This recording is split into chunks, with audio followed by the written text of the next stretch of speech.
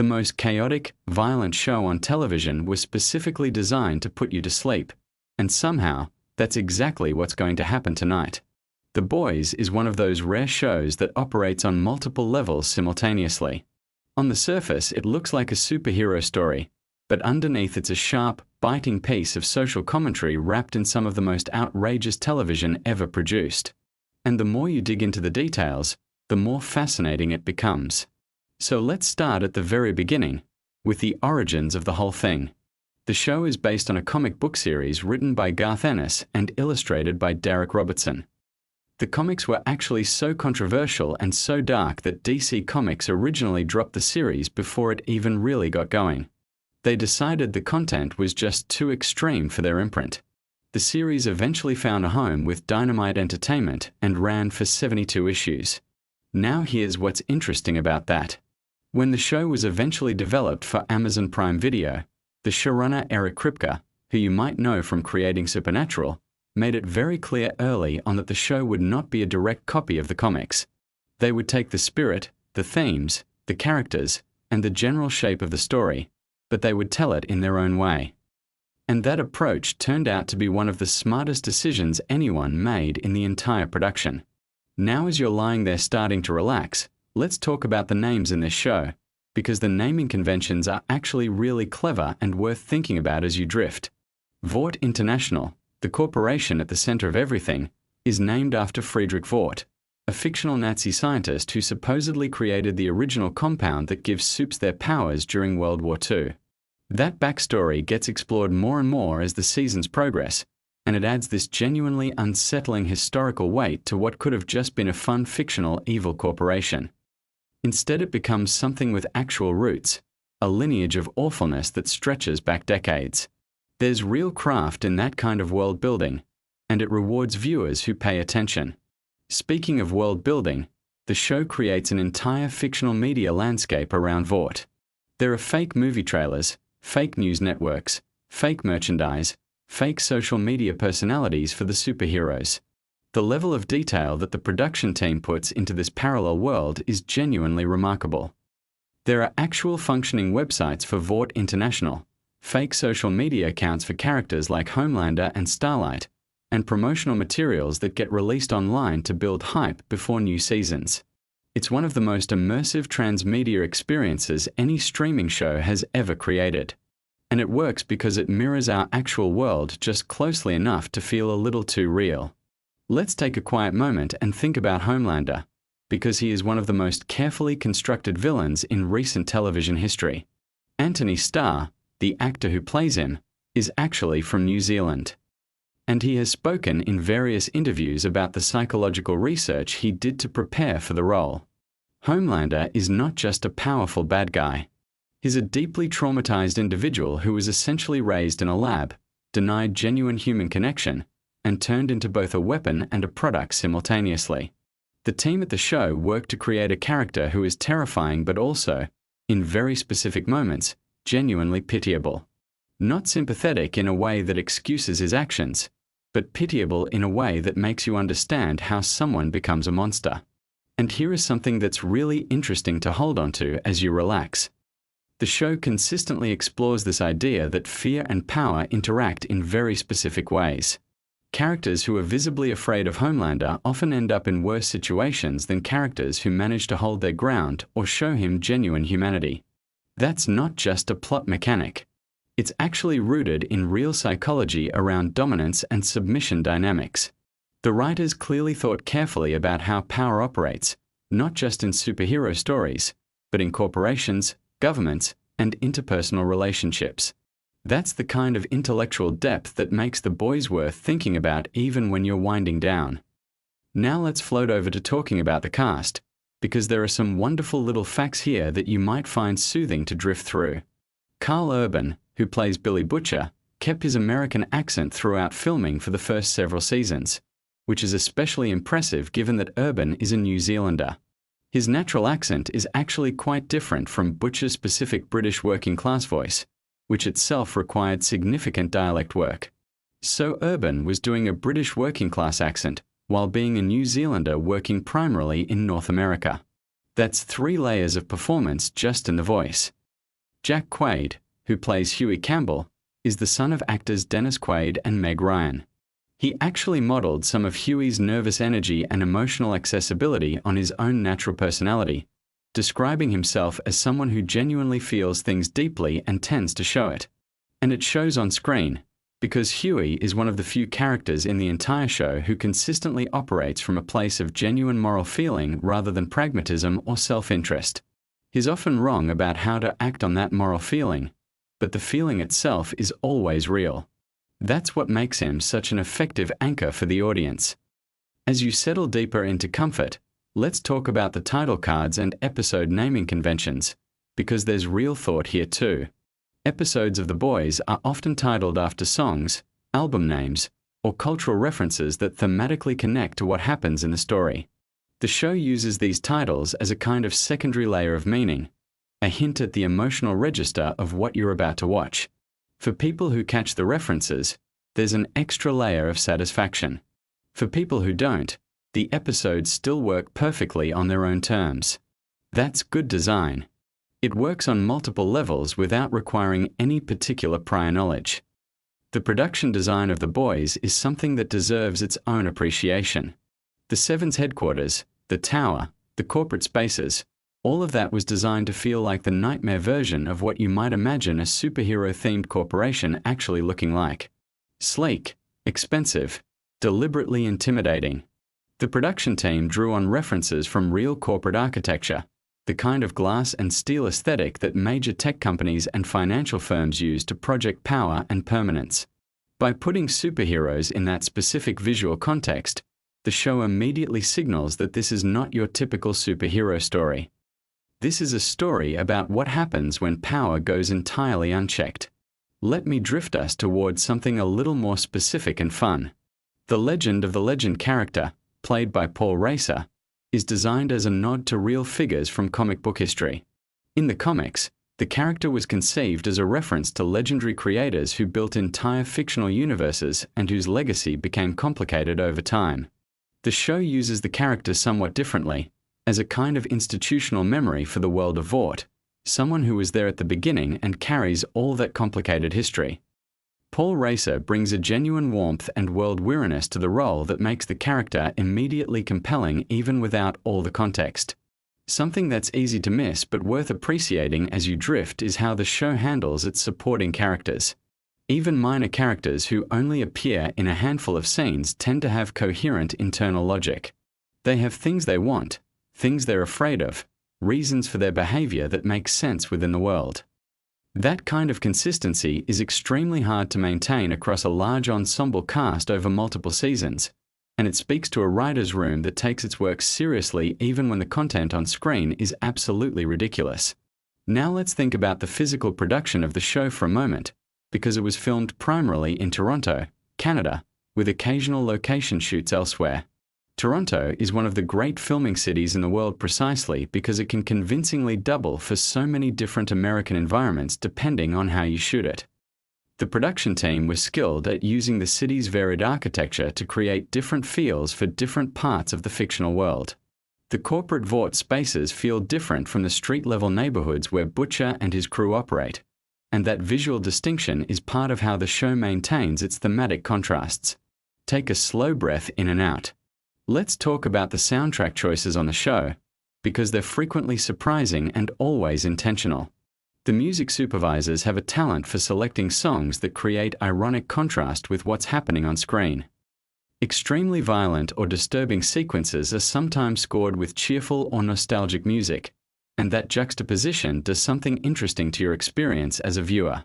It creates a kind of cognitive dissonance that reflects the show's central theme, that the most dangerous things often come packaged in the most appealing containers. Superheroes look like heroes. They're branded, marketed, beloved. And yet, the show's writing team has talked about how they approach each season by first identifying what real-world dynamics they want to explore and then building the story around those dynamics. Rather than starting with plot mechanics and then imposing themes afterward, they start with the question of what they actually want to say. What aspect of power, media, celebrity, corporate behavior, or political manipulation do they want to examine this season? and then they build everything else around that core inquiry. That's a fundamentally different approach from how many television shows are written, and it helps explain why The Boys feels so coherent even when the individual episodes are wildly chaotic. As you sink a little deeper into relaxation, let's appreciate the show's approach to female characters, because it's worth noting. The show has consistently worked to give its female characters agency, complexity, and storylines that aren't just in service of the male characters' arcs. Characters like Starlight, Queen Maeve, Sage, and others are all fully realized people with their own motivations, their own histories, and their own relationships to power.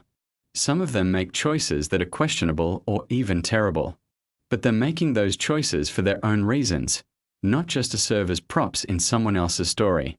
That's harder to accomplish than it sounds, and the show does it consistently. The relationship between the show and its source material is genuinely interesting from a craft perspective. Kripke and his team knew that a straight adaptation of the comics would not work for mainstream television, both because of content limitations and because the comic-specific satirical targets were rooted in a particular cultural moment that had already passed. So they kept the architecture of the original but renovated everything inside, updating the targets, deepening the character work, and finding new ways to make the core satirical points land for a contemporary audience. It's a masterclass in adaptation as creative interpretation rather than literal translation. Let your shoulders drop a little. Let your jaw unclench. We're going to keep drifting through some of the quieter corners of this fascinating world. The decision to make Homelander an explicit parallel to certain real-world figures was a deliberate choice that the show has leaned into more heavily as the seasons have progressed. The writers have talked about how they're interested in the psychology of charisma, specifically how someone with genuine charisma can use it to get away with increasingly terrible behavior while maintaining a loyal following. Homelander's trajectory across the seasons is essentially a study in how that escalation works. Each season he goes a little further. Each season his followers rationalize a little harder. And the show asks you to sit with the discomfort of recognizing those patterns from the real world. The Compound V mythology in the show is another area where the writers did careful, detailed thinking. The idea that superhero powers come from a pharmaceutical product developed by a corporation means that powers are not inherently heroic. They are manufactured. They are commodified. They are controlled. The corporation decides who gets them, under what conditions, with what restrictions. And that shifts the entire moral landscape of the story in ways that the show keeps exploring from new angles. What does it mean to have power that belongs to someone else? What do you owe them in return? And what happens when you decide you owe them nothing? We are somewhere past the midpoint of our journey now, and you might be feeling that lovely heavy relaxed sensation starting to settle in. Let's keep the thoughts soft and interesting. The character of Mother's Milk, played by Laz Alonso, is one of the show's most thoughtful additions to the story from the original comics. The television version of the character has a much more developed personal life, with family relationships and a specific history with Vought that gives his involvement in the boys' mission a personal dimension beyond just general opposition to corporate superheroism. That kind of specificity is what turns a functional plot character into someone you actually care about. And caring about the characters is what makes the show's darker moments hit as hard as they do.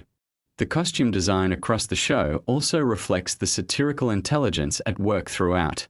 The Seven's costumes are designed to look like premium branded merchandise, which is exactly what they are in the world of the show. They're commercially designed, focus grouped, optimized for merchandising and media presence.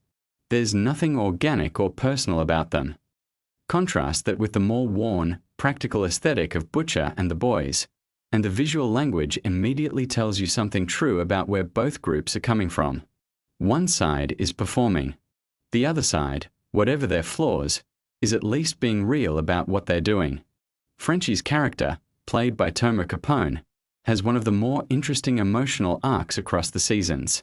He carries a significant amount of guilt from his past, guilt that the show slowly unpacks over time, and his relationships with other team members are colored by that guilt in ways that aren't always immediately obvious. Capone has talked about how he approached the character as someone who uses humor and performance as a defense mechanism, keeping people at a specific distance while simultaneously craving genuine connection. That's a very specific and very human psychological profile, and the show gives him enough space to actually explore it. The show's approach to humor is worth appreciating as you let your thoughts drift and slow. The comedy in The Boys is often extremely dark, but it's not mean-spirited in a simple way. The show tends to aim its harshest satirical energy upward, at the powerful and the corrupt and the hypocritical, rather than downward at the vulnerable. The people who get the sharpest treatment are almost always people who deserve it. And within the chaos and darkness, the show also finds moments of genuine warmth and even tenderness between characters who care about each other. Those moments of genuine human connection are what give the darker stuff its weight. Kimiko's character, played by Karen Fukuhara, operates largely without dialogue for significant portions of the earlier seasons, communicating primarily through physicality and expression. Fukuhara has spoken about how she worked with the production team to develop a full internal emotional life for Kimiko, even in scenes where she has nothing to say. The result is a character who communicates volumes without words, which is actually a very difficult performance skill. Every fight sequence Kimiko is in is also choreographed to reflect her specific character rather than just generic action choreography. The way she moves tells you who she is. Let the thoughts come slower now. Let them float rather than race. One of the things that makes The Boys genuinely distinctive in the landscape of prestige television is its willingness to be genuinely uncomfortable. Not just edgy or provocative for attention, but actually uncomfortable in ways that make you think about your own relationship with the things being satirized. How much of your media consumption is driven by parasocial attachment to celebrity rather than actual values alignment? How often do you accept the branding of something rather than looking at what's underneath it? The show keeps asking those questions, not by putting them into dialogue, but by making you feel the discomfort of the answer. The visual effects work on the show has consistently punched above what you might expect for a television production. The team uses a combination of practical effects, stunt work, and digital effects, and they blend them in ways that keep the action feeling grounded even when the things happening are completely impossible. That groundedness is important because it keeps the characters feeling like people rather than cartoon figures. And when the characters feel like people, the story can actually mean something. Ashley's character arc across the seasons is one of the more quietly interesting threads in the whole show. She starts as a corporate functionary, someone who has genuinely sacrificed her better instincts in service of institutional advancement. And she stays in that compromised position through sheer determined avoidance of anything that might get her noticed or eliminated. There's something both comic and genuinely sad about a character whose primary survival strategy is to become as invisible and inoffensive as possible while surrounded by chaos. And the show is smart enough to acknowledge both dimensions without letting either overwhelm the other. Your breathing is probably slower now. Your body heavier. This is a good place to be. The show's satirical targets have shifted slightly from season to season as the real-world context has evolved. What started primarily as a satire of superhero media and corporate power has expanded to include social media dynamics, political demagoguery, religious institutions, and the psychology of movements built around charismatic but deeply flawed leaders. The writers have proven consistently willing to follow the thematic logic wherever it leads rather than staying in a comfortable lane. That's riskier, and it occasionally means the show overreaches, but it also means it stays genuinely engaged with the world rather than just recycling the same observations. Soulja Boy's character, played by Jensen Ackles, was a significant addition to the later seasons. Ackles, who had worked with Kripke on Supernatural, brought a specific kind of effortless charisma to the role that serves the character perfectly. Soulja Boy is supposed to feel like a certain era's idea of heroism, confident, physical, unreflective, deeply rooted in a set of values that look romantic from a distance and deeply problematic up close. Ackles plays all of that in a performance that's funny and disturbing in roughly equal measure, which is exactly the balance the show was going for. The show's depiction of media dynamics is one of its most consistently sharp satirical elements. Vought functions like a media company as much as anything else, because its superheroes are intellectual properties as much as they are people. They are brands. Their public images are managed with the same ruthless professionalism that any corporation would apply to its most valuable assets. And the show keeps returning to the gap between that carefully managed image and the reality underneath. That gap is where the horror lives. And also, frequently, where the comedy lives. As you settle towards sleep, hold on to this last thought. The Boys is ultimately a show about accountability, specifically what happens when accountability fails, when power goes unchecked, when the systems designed to keep the powerful honest are captured by the powerful themselves. And what it asks is whether ordinary people with ordinary resources and deeply imperfect characters can find ways to hold on to something true in that environment. It doesn't always give optimistic answers, but it takes the question seriously.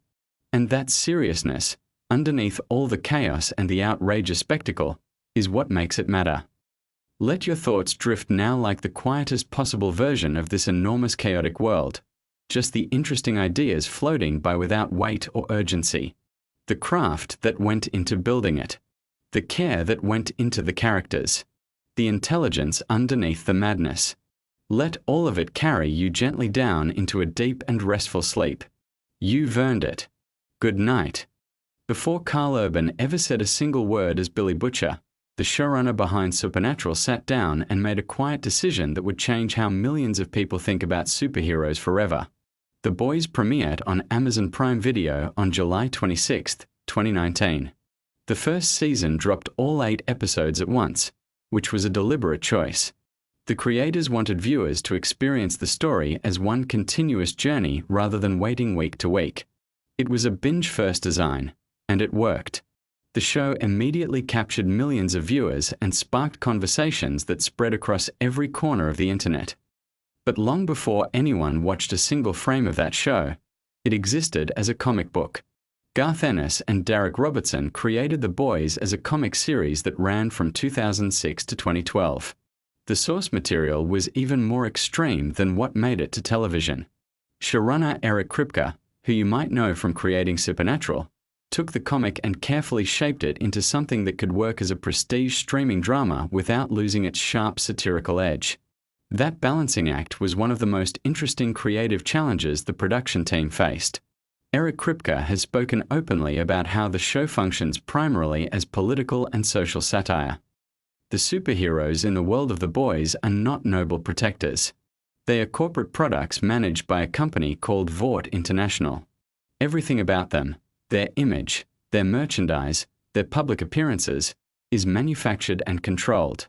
Kripke wanted to use that fictional world as a mirror held up to real celebrity culture, corporate power, and media manipulation. The result was something that felt uncomfortably familiar. Let's talk about the casting process because it was genuinely fascinating. Carl Urban, the actor who plays Billy Butcher, the fierce and relentless leader of The Boys, was not the first person considered for the role. The character is described as having a very specific energy, a coiled tension beneath every word, a volcanic anger always threatening to erupt. Urban brought something irreplaceable to that character. His performance is layered with pain and conviction in a way that made audiences deeply invested in a person who is objectively doing morally questionable things. Urban himself prepared for the role by leaning into the character's backstory, particularly the traumatic loss that drives Butcher's obsession with superheroes. That grief is what makes Butcher understandable even when he's not sympathetic. It's one of the more sophisticated character constructions in the first season. Now here's something that might surprise you. Anthony Starr, who plays Homelander, the show's primary antagonist, is actually from New Zealand. His natural accent is nothing like the polished, all-American voice he uses as Homelander. Starr worked extensively with a dialect coach to perfect that voice, because Homelander needed to sound like the idealized version of American heroism, the kind of voice that reads as trustworthy and wholesome even when everything else about the character is deeply wrong. Anthony Starr has described Homelander as one of the most challenging roles he has ever taken on. Not physically, but psychologically. Playing a character who is simultaneously terrifying and deeply pathetic, who craves approval while also being capable of casual cruelty, required a very specific kind of internal work. Starr has mentioned in interviews that he had to find genuine sympathy for Homelander in order to play him truthfully. He had to understand the character's emotional deprivation and loneliness without excusing any of the monstrous behavior. The writing team spent considerable time developing Homelander's psychological profile.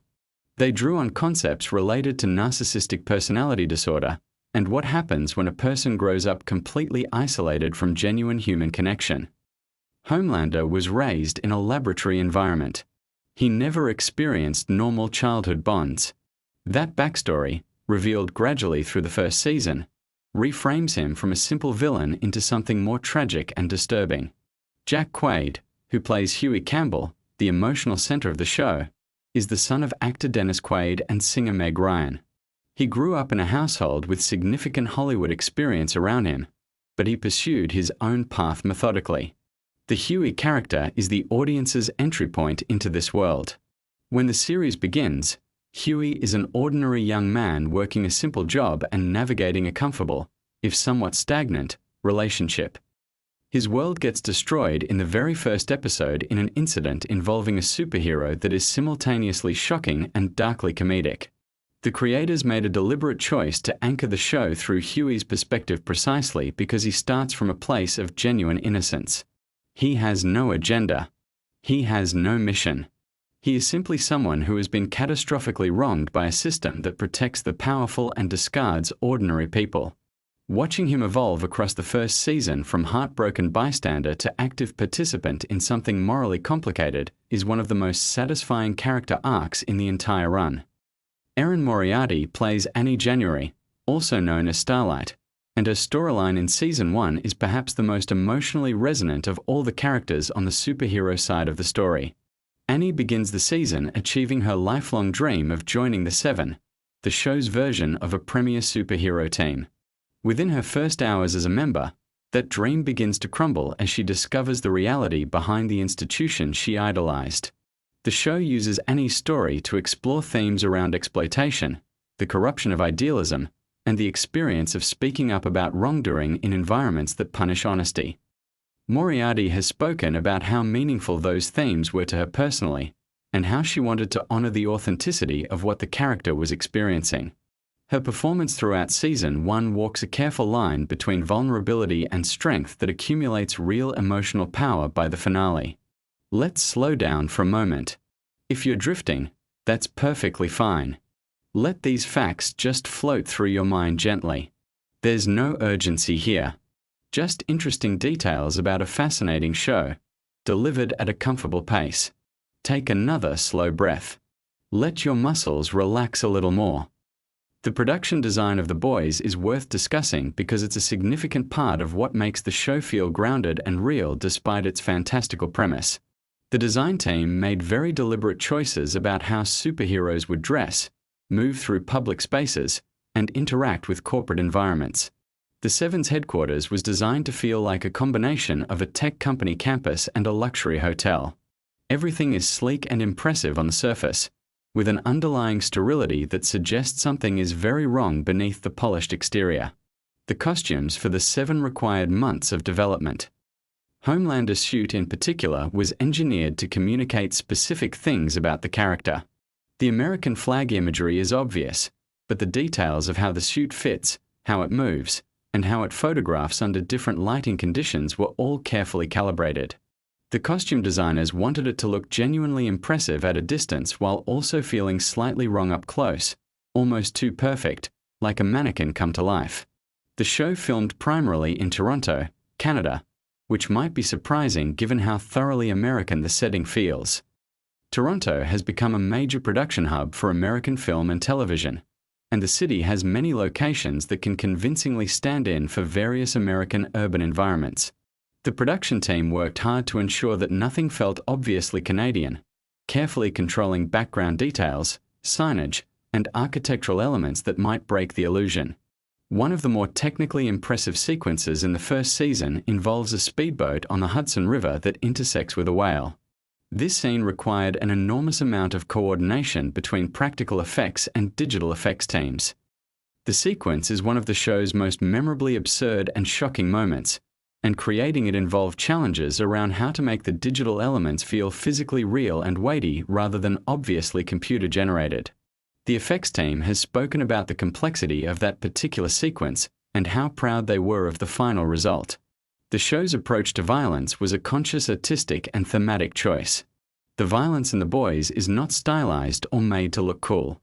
It is almost always visceral, consequential, and uncomfortable to watch. This was deliberate. The creators wanted to reject the tradition of superhero films and television shows where violence happens without lasting physical or emotional consequences. In The Boys, things break and people do not simply recover. That approach reinforces the show's central argument about how we glamorize power and ignore its costs. The music choices throughout Season 1 are also worth appreciating. The show uses familiar popular songs in moments where the contrast between the cheerful music and the disturbing events on screen creates an unsettling effect.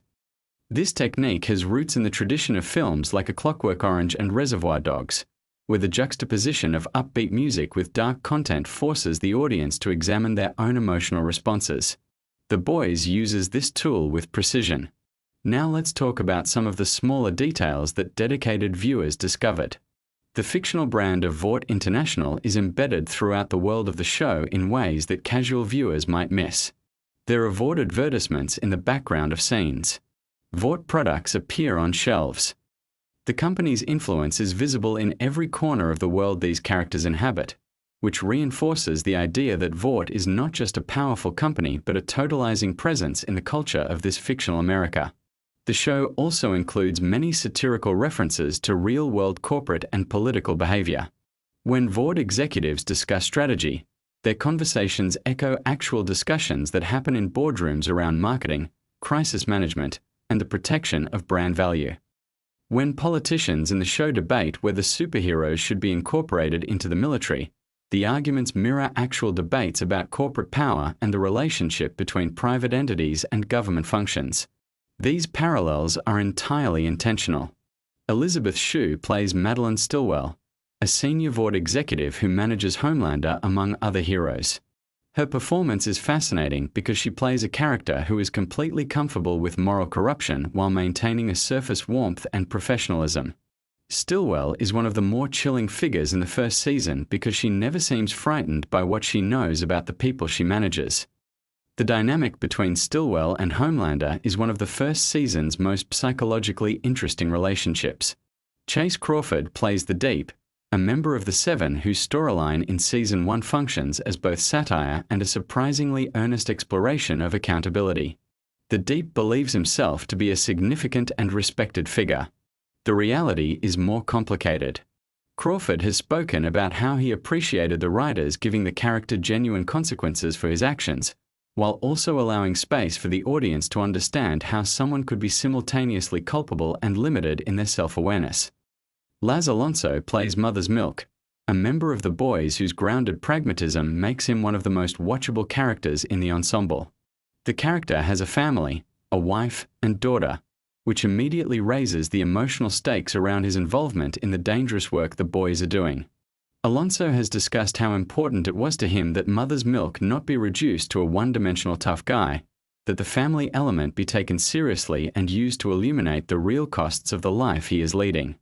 Karen Fukuhara plays Kimiko, a character who is introduced under circumstances that make her appear dangerous and unpredictable. Her arc across the first season is one of quiet revelation. As audiences learn more about where she came from and what was done to her, the character shifts from a threat to someone who is herself a victim of the same system the Boys are fighting against. Fukuhara has spoken about how she worked to communicate Kimiko's inner life entirely through physical performance, since the character does not speak, and how liberating and challenging that constraint was. Toma Capone plays Frenchie, a member of the Boys whose backstory involves a complicated personal history with crime and moral failure. Frenchie's relationship with Kimiko becomes one of the emotional cores of the show, and the development of that connection across the first season is handled with more delicacy and care than you might expect from a show with this reputation for intensity. Let the details settle around you like something soft and warm. You don't need to hold onto every word. Just let them drift by. The facts are interesting. The stories are real. And there's nothing you need to do right now except breathe slowly and let yourself be still. The showrunners have discussed how the first season was deliberately structured to escalate in a specific way. The opening episodes establish the world and introduce the central characters. The middle episodes deepen the stakes and complicate the moral landscape. The final episodes push every character to a point where they cannot return to where they started. This three-act structure is applied both to the season as a whole and to individual episodes. One of the creative decisions that had the biggest impact on how audiences received the show was the choice to make the boys themselves morally compromised. These are not simply heroic rebels fighting an evil system. They use deception, manipulation, and violence. Billy Butcher makes choices throughout the first season that are difficult to defend. The audience is asked to root for people who are themselves capable of serious wrongdoing, which creates a more honest and uncomfortable viewing experience than most superhero narratives offer. The relationship between Butcher and Huey is one of the most carefully developed dynamics in Season 1. Butcher sees Huey as useful and recruits him for that reason. But as the season progresses, something more complex develops between them. There is a paternalistic affection that Butcher has difficulty acknowledging, and a hero worship in Huey that gradually gives way to a more clear-eyed and troubled understanding of who Butcher actually is. By the end of the season, the relationship has been tested in ways that neither character could have anticipated. The finale of Season 1, the 8th episode, delivers several significant revelations and shifts the emotional landscape of nearly every major storyline. Without dwelling on specific plot details in a way that might feel too stimulating for sleep, it's worth noting that the writers made sure every character ends the season in a fundamentally different place than where they began. This is good storytelling discipline. Every journey should cost something and change the traveler. Let's take a slower moment. Think about how warm and comfortable you are right now. The details of the show can just wash over you gently. There's no test, no reason to stay sharp. Just interesting things to think about as your mind gets quieter and quieter. The ratings and reception that The Boys received after its premiere were exceptional for an original streaming series. Critics praised its willingness to be genuinely provocative rather than provocative in a safe and calculated way. Audiences responded to the feeling that the show trusted them to handle complicated ideas and morally ambiguous characters without being given easy answers. The show earned multiple award nominations from various industry bodies following its first season. Anthony Starr received particular attention for his work as Homelander, with many critics noting that the character could easily have become cartoonish but instead became genuinely unsettling because of the specificity and humanity Starr brought to the performance. There was a significant amount of thought put into how Vort's superheroes would be presented as celebrities. The creative team studied real celebrity media coverage extensively to understand how publicity machines work, how carefully constructed images are built and maintained, and how scandals are managed or suppressed. The result is a fictional celebrity culture that feels immediately recognizable because it is based so closely on real patterns of behavior. The show's satirical targets in Season 1 include media consolidation, pharmaceutical companies, the military-industrial complex, organized religion, and the entertainment industry. Each of these targets is embedded in the world of the show not through monologues or editorial moments but through the texture of how the world operates. Characters live inside these systems. The critique emerges from the story itself rather than being stated explicitly. One detail that many viewers found interesting is the way the show portrays the relationship between superheroes and religion. Annie comes from a religious background and has connected her faith to her identity as a hero. The show treats this with more nuance than you might expect, exploring how institutions can co-opt genuine belief for purposes that have nothing to do with the spiritual values at the heart of that belief. The production budget for the first season of The Boys was substantial, reflecting Amazon's commitment to competing with other premium streaming services by investing in genuinely cinematic productions. The money is visible on screen in the quality of the effects work, the production design, and the ability to shoot in multiple locations with large casts and complex sequences. The sound design of the show deserves recognition as well. The way certain scenes are constructed orally, with precise control of ambient sound and music, creates an atmosphere that reinforces the emotional content of what is happening visually. The sound team worked to ensure that the show's quieter moments felt as carefully crafted as its most explosive sequences. Let the quiet of right now be something pleasant. Your breathing is probably slower than it was when we started. Your thoughts are probably less sharp. This is exactly where you want to be. There's still a little more to hear, so let it come gently. The boys developed a passionate fan community very quickly after its premiere. Viewers created detailed analyses of the show's political subtext, character psychology, and narrative structure. Fan communities across multiple platforms generated discussion, fan art, theories, and creative work inspired by the show. This level of engagement is something the creators have spoken about with genuine appreciation, noting that the show sparked exactly the kind of conversation they hoped it would. Eric Kripke has been active in communicating with the audience about the show's intentions and themes. He has consistently framed the series as a work of satire that invites audiences to examine their own relationship with power, celebrity, and the stories we tell about what makes someone heroic. That clarity of artistic intention is part of what gives the show its coherence and impact. One of the more interesting technical aspects of the first season is how the directors handled the visual presentation of superpowers. The decision was made to ground the superhero action as much as possible in practical reality, rather than leaning into the spectacular visual glamour of big-budget superhero films.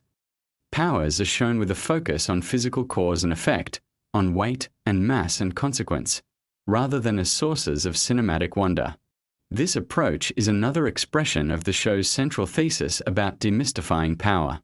The writing room for the first season was diverse in terms of perspective and background, which contributed to the range of angles from which the show examines its themes.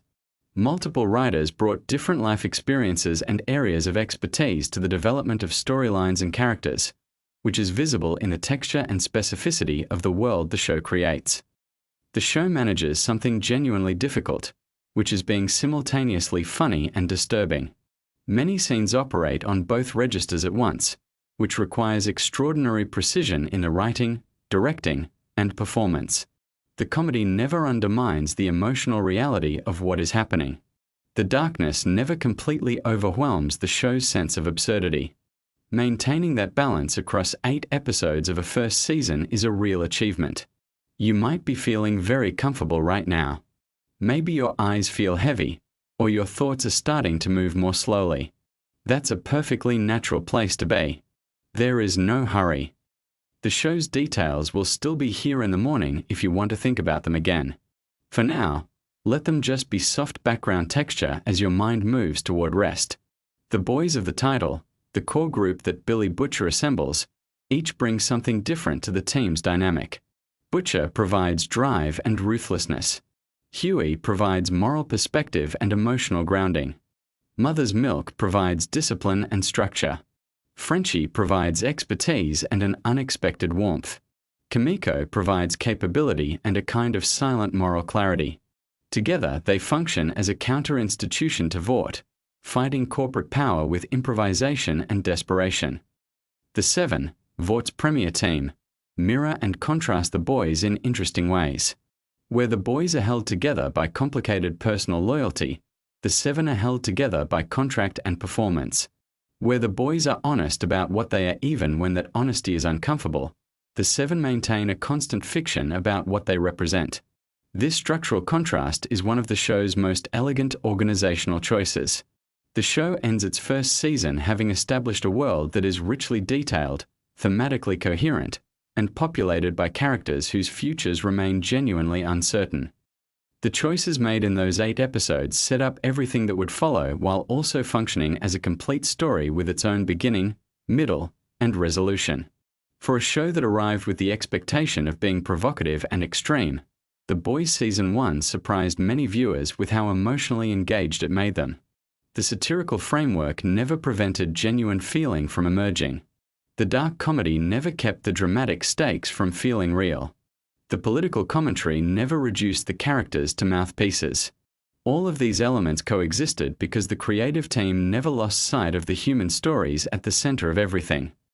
Everything you've heard tonight is just a small selection from the full depth of interesting details available about this show.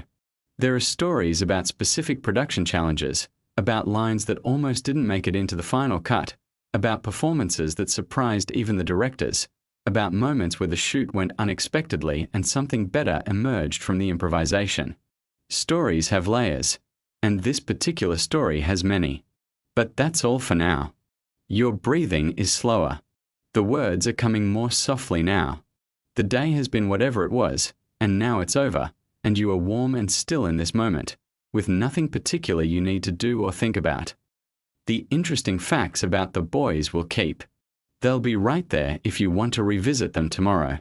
What matters right now is that you are comfortable, that your mind is gently occupied but not stimulated, that the world outside has gotten very quiet, and that the only thing you're asked to do in this moment is allow yourself to let go. The boys will be there. Season 1 will be exactly as it was. Butcher and Huey and Annie and all of the others will be right where you left them. None of it is going anywhere. And neither are you. You're right here, steady and still, and sleep is very close now, just at the edges of your awareness, warm and patient, waiting for you to stop holding on and simply fall into it. Drift down. Let go. Close whatever is left that's open. You've done well today. You've made it to this quiet place. And now there is nothing left to do except rest. Good night.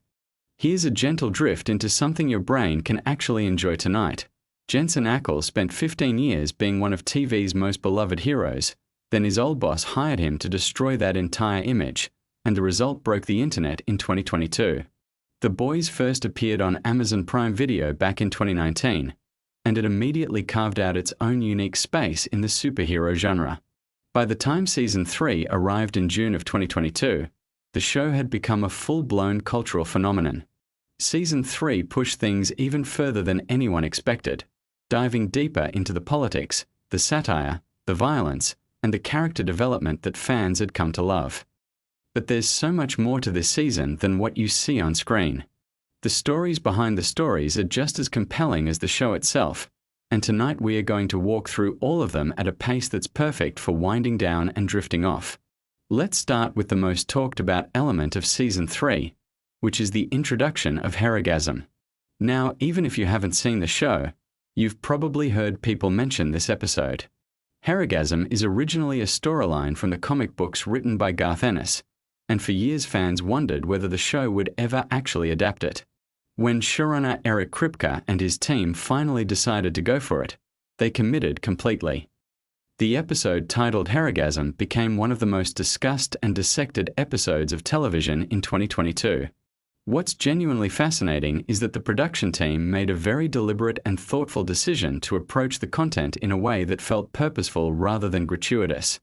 Kripke talked openly about how they wanted the scene to serve the story and the characters rather than exist purely for shock value. The Homelander versus Soldier Boy versus Butcher confrontation that takes place during that episode is genuinely one of the most intense fight sequences the show has ever produced. Speaking of Soldier Boy, the casting of Jensen Ackles in that role deserves its own conversation. Jensen Ackles spent 15 years playing Dean Winchester on Supernatural, a show that Eric Kripke himself created. So when it came time to cast Soldier Boy, a character who is essentially a toxic, narcissistic, deeply dangerous version of a classic American superhero, Kripke knew exactly who he wanted.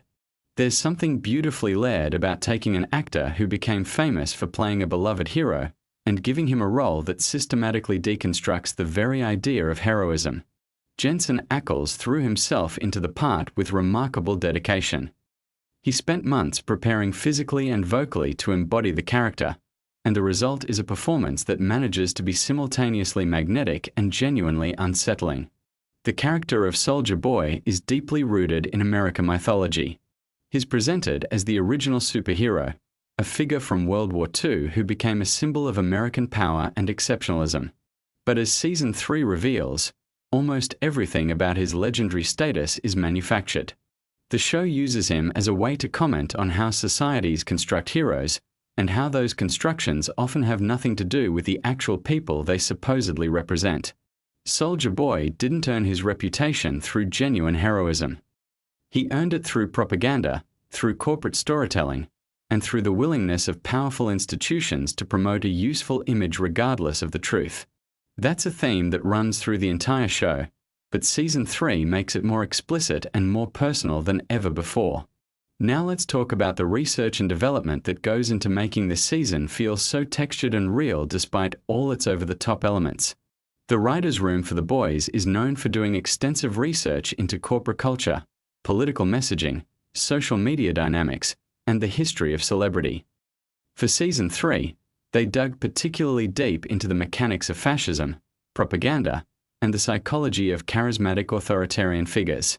The way Homelander's arc develops throughout the season is clearly informed by real-world examples of populist leaders who cultivate devoted followings through emotional manipulation and the constant performance of victimhood. Anthony Starr, who plays Homelander, has spoken in interviews about how he studied various historical and contemporary figures to understand the psychological makeup of someone like that. Anthony Starr's performance in Season 3 is widely considered to be one of the finest acting achievements in the entire run of the show. He finds new layers in Homelander that feel genuinely surprising even for viewers who thought they understood the character completely.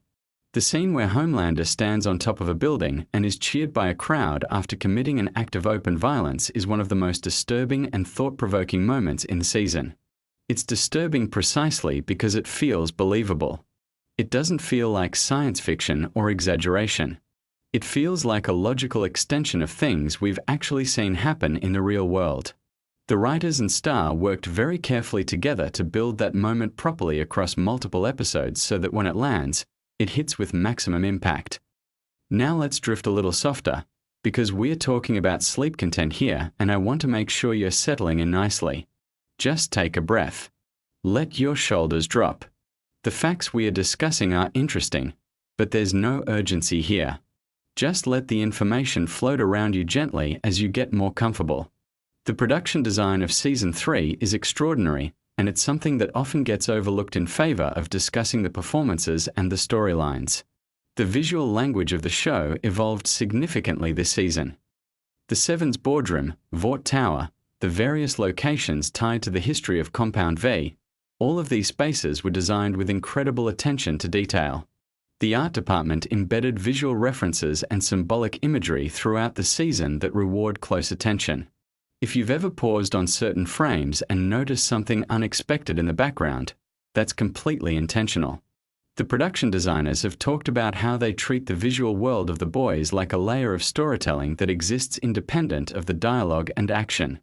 The costumes in Season 3 are another area where an enormous amount of thought went into every decision. The superhero suits are obviously spectacular and technically demanding, but the civilian clothing is where the costume department gets to do some of their most interesting character work. The way Billy Butcher dresses, for instance, tells you a huge amount about his psychology and his sense of self. The way Homelander's costume has evolved subtly across the seasons reflects his character arc. These aren't accidents. The costume designers work closely with the writers and directors to make sure that what characters wear is reinforcing what the scripts and performances are communicating. Let's talk about the comedy in Season 3 for a moment, because this show does something genuinely difficult, which is balance brutal violence and heavy thematic content with genuinely funny humor. The character of Frenchie, played by Toma Capone, and the character of Kimiko, played by Karen Fukuhara, got a musical number in Season 3 that became one of the most beloved and unexpected moments in the show's history. The sequence, set to a well-known song, is completely absurd and completely charming, and it works because the show has earned the emotional investment in these two characters over multiple seasons. You care about Frenchie and Kimiko deeply by the time that moment arrives, so when it happens, it genuinely delights you rather than feeling like a tonal mistake. Karen Fukuhara has spoken about how much preparation went into that sequence and how meaningful it was in ways that feel emotionally honest. Both characters make choices that are hard to justify and hard to forgive, and the show doesn't ask you to simply understand or excuse those choices. It asks you to sit with the complexity and keep watching. That's a mature approach to storytelling that respects the audience's intelligence and emotional capacity. Jack Quaid, who plays Huey, is the son of Dennis Quaid and Meg Ryan, which is a piece of trivia that never stops being interesting. He came to The Boys as a relatively unknown actor and has used the show as a platform to develop into someone with genuine range and presence. His journey in Season 3 involves experimenting with Compound V to gain temporary powers, and the show uses that storyline to explore questions about masculinity, self-worth, and the dangerous seductiveness of power. Huey wants to feel capable and relevant and strong, and the show is compassionate about that desire while also being clear-eyed about the costs of pursuing power through shortcuts. Now let's ease back a little more. You've been listening for a while now, and hopefully your body is getting heavier and your thoughts are starting to slow down. We are going to keep going, nice and steady, through more of these fascinating details. Just let the words carry you along without holding onto anything too tightly. One of the most technically impressive aspects of Season 3 is the action choreography and the visual effects work. The fight sequences in this season are more elaborate and more viscerally impactful than anything the show had done before. The confrontation at Heragasm and the various battles involving Soldier Boy required months of pre-production planning and collaboration between the stunt team, the visual effects department, and the directors. The show works with a rotating group of directors rather than a single consistent voice, which is a model that requires exceptional coordination. Each director brings their own aesthetic sensibilities to their episodes, but the overall visual consistency is maintained through the work of the producers and the director of photography. The visual effects team on The Boys Season 3 did something genuinely interesting with Soldier Boy's power set. His ability, which involves releasing a powerful energy blast that can suppress other suits' powers, required building a whole new visual language that had to feel distinct from the other powers in the show while still fitting within the established aesthetic. The team drew inspiration from various sources including vintage comic book imagery and Cold War-era nuclear imagery to give his power a specific historical texture. Eric Kripke's role as showrunner deserves special attention because his vision and his voice are what give the show its particular character. Kripke is known for being deeply involved in every aspect of the creative process while also being genuinely collaborative with his writers, directors, and actors. He talks openly about the political intentions of the show and doesn't shy away from being specific about what he's responding to in contemporary culture. This willingness to be direct about the show's satirical targets is somewhat unusual in Hollywood, where projects are often packaged in ambiguity to avoid alienating any potential audience segment. Kripke has made a deliberate choice to be clear about what The Boys are saying and to trust that the audience will be receptive to that kind of directness. The show's handling of social media and online celebrity culture in Season 3 is particularly sharp. A-Train's storyline this season involves themes of racial identity and the instrumentalization of social justice messaging for personal and corporate gain. This is a storyline that required careful and thoughtful handling, and the writers worked hard to make sure it felt genuinely considered rather than superficial. The show doesn't offer easy answers about A-Train or his choices. It presents the contradictions and lets the audience wrestle with them. Jesse T. Usher, who plays A-Train, has spoken about how much the storyline meant to him personally and how he worked closely with the writers to make sure the character's perspective felt authentic. The deep storyline in Season 3 continues to develop in directions that are equal parts comedic and genuinely uncomfortable. Chase Crawford plays the deep with a specific kind of pathetic energy that is really difficult to pull off without becoming cartoonish. The character is simultaneously a predator, a coward, a comic figure, and occasionally someone who seems capable of genuine feeling. The show uses him as a way to explore how institutions protect and enable bad actors, how sycophancy and ambition corrupt people, and how the desperate need for approval can lead someone to do things they might otherwise consider unconscionable. Let's talk about the Black Noir storyline in Season 3 because it goes to some surprising and genuinely poignant places. The character, who had been largely mysterious for the first 2 seasons, gets more interiority this season through flashback sequences that use an interesting stylistic choice involving cartoon characters to represent his inner life. This was a creative decision that could easily have felt gimmicky but instead lands with real emotional weight. The reveal of Black Noir's backstory and his relationship to Soldier Boy adds a new dimension to both characters that recontextualizes things you thought you already understood. Nathan Mitchell, who plays Black Noir, is a physically imposing presence who conveys enormous amounts of emotion through body language alone, which is genuinely demanding work given that the character almost never removes the mask. He has spoken about the challenges and the rewards of performing in a way that relies entirely on physical expression rather than facial expression, and Season 3 gave him some of his most demanding and rewarding material yet. As you're listening to this, hopefully your breathing has slowed down a little. The room is quiet around you. These details about the boys are interesting, but they don't require anything from you right now. You can just let them drift past, catching the ones that interest you, letting the others go. Season 3 of The Boys is 8 episodes long, which is a length that the production team has consistently used across all 3 seasons. This consistency is deliberate. Kripke has talked about his preference for tight, focused seasons that don't allow the narrative to become bloated or repetitive. Each episode in Season 3 runs roughly between 45 and 65 minutes, giving each installment room to breathe while maintaining momentum. The pacing within individual episodes is carefully controlled to balance action, character work, comedy, and thematic content in proportions that feel natural rather than mechanical. The music in The Boys Season 3 is another area where the show does exceptional work. The music supervisor makes choices that are surprising and specific rather than reaching for obvious or safe selections. The way songs are deployed in the show often creates meaning through contrast or irony, placing upbeat or familiar music against images and actions that create a dissonance that's both funny and unsettling. This technique has been used memorably across the entire series, but Season 3 finds new variations on it that feel fresh. The show films primarily in Toronto, Canada, which serves as a convincing stand-in for various American locations. The production team has become expert at transforming Toronto streets and architecture into environments that feel authentically American while taking advantage of Canadian production resources. This is a common practice in television and film production, but The Boys does it particularly effectively, and regular Toronto residents have noted the experience of recognizing local landmarks dressed up as fictional American locations. One of the most discussed aspects of Season 3 is its political satire, and the question of how directly the show is commenting on specific real-world figures and events. The showrunners and writers have been fairly open about their general targets without being so specific that the show becomes a series of one-to-one allegories. The genius of the satire is that it's specific enough to be pointed but broad enough to have resonance beyond any particular moment. This is actually harder to achieve than it sounds. Satire that's too specific becomes dated quickly.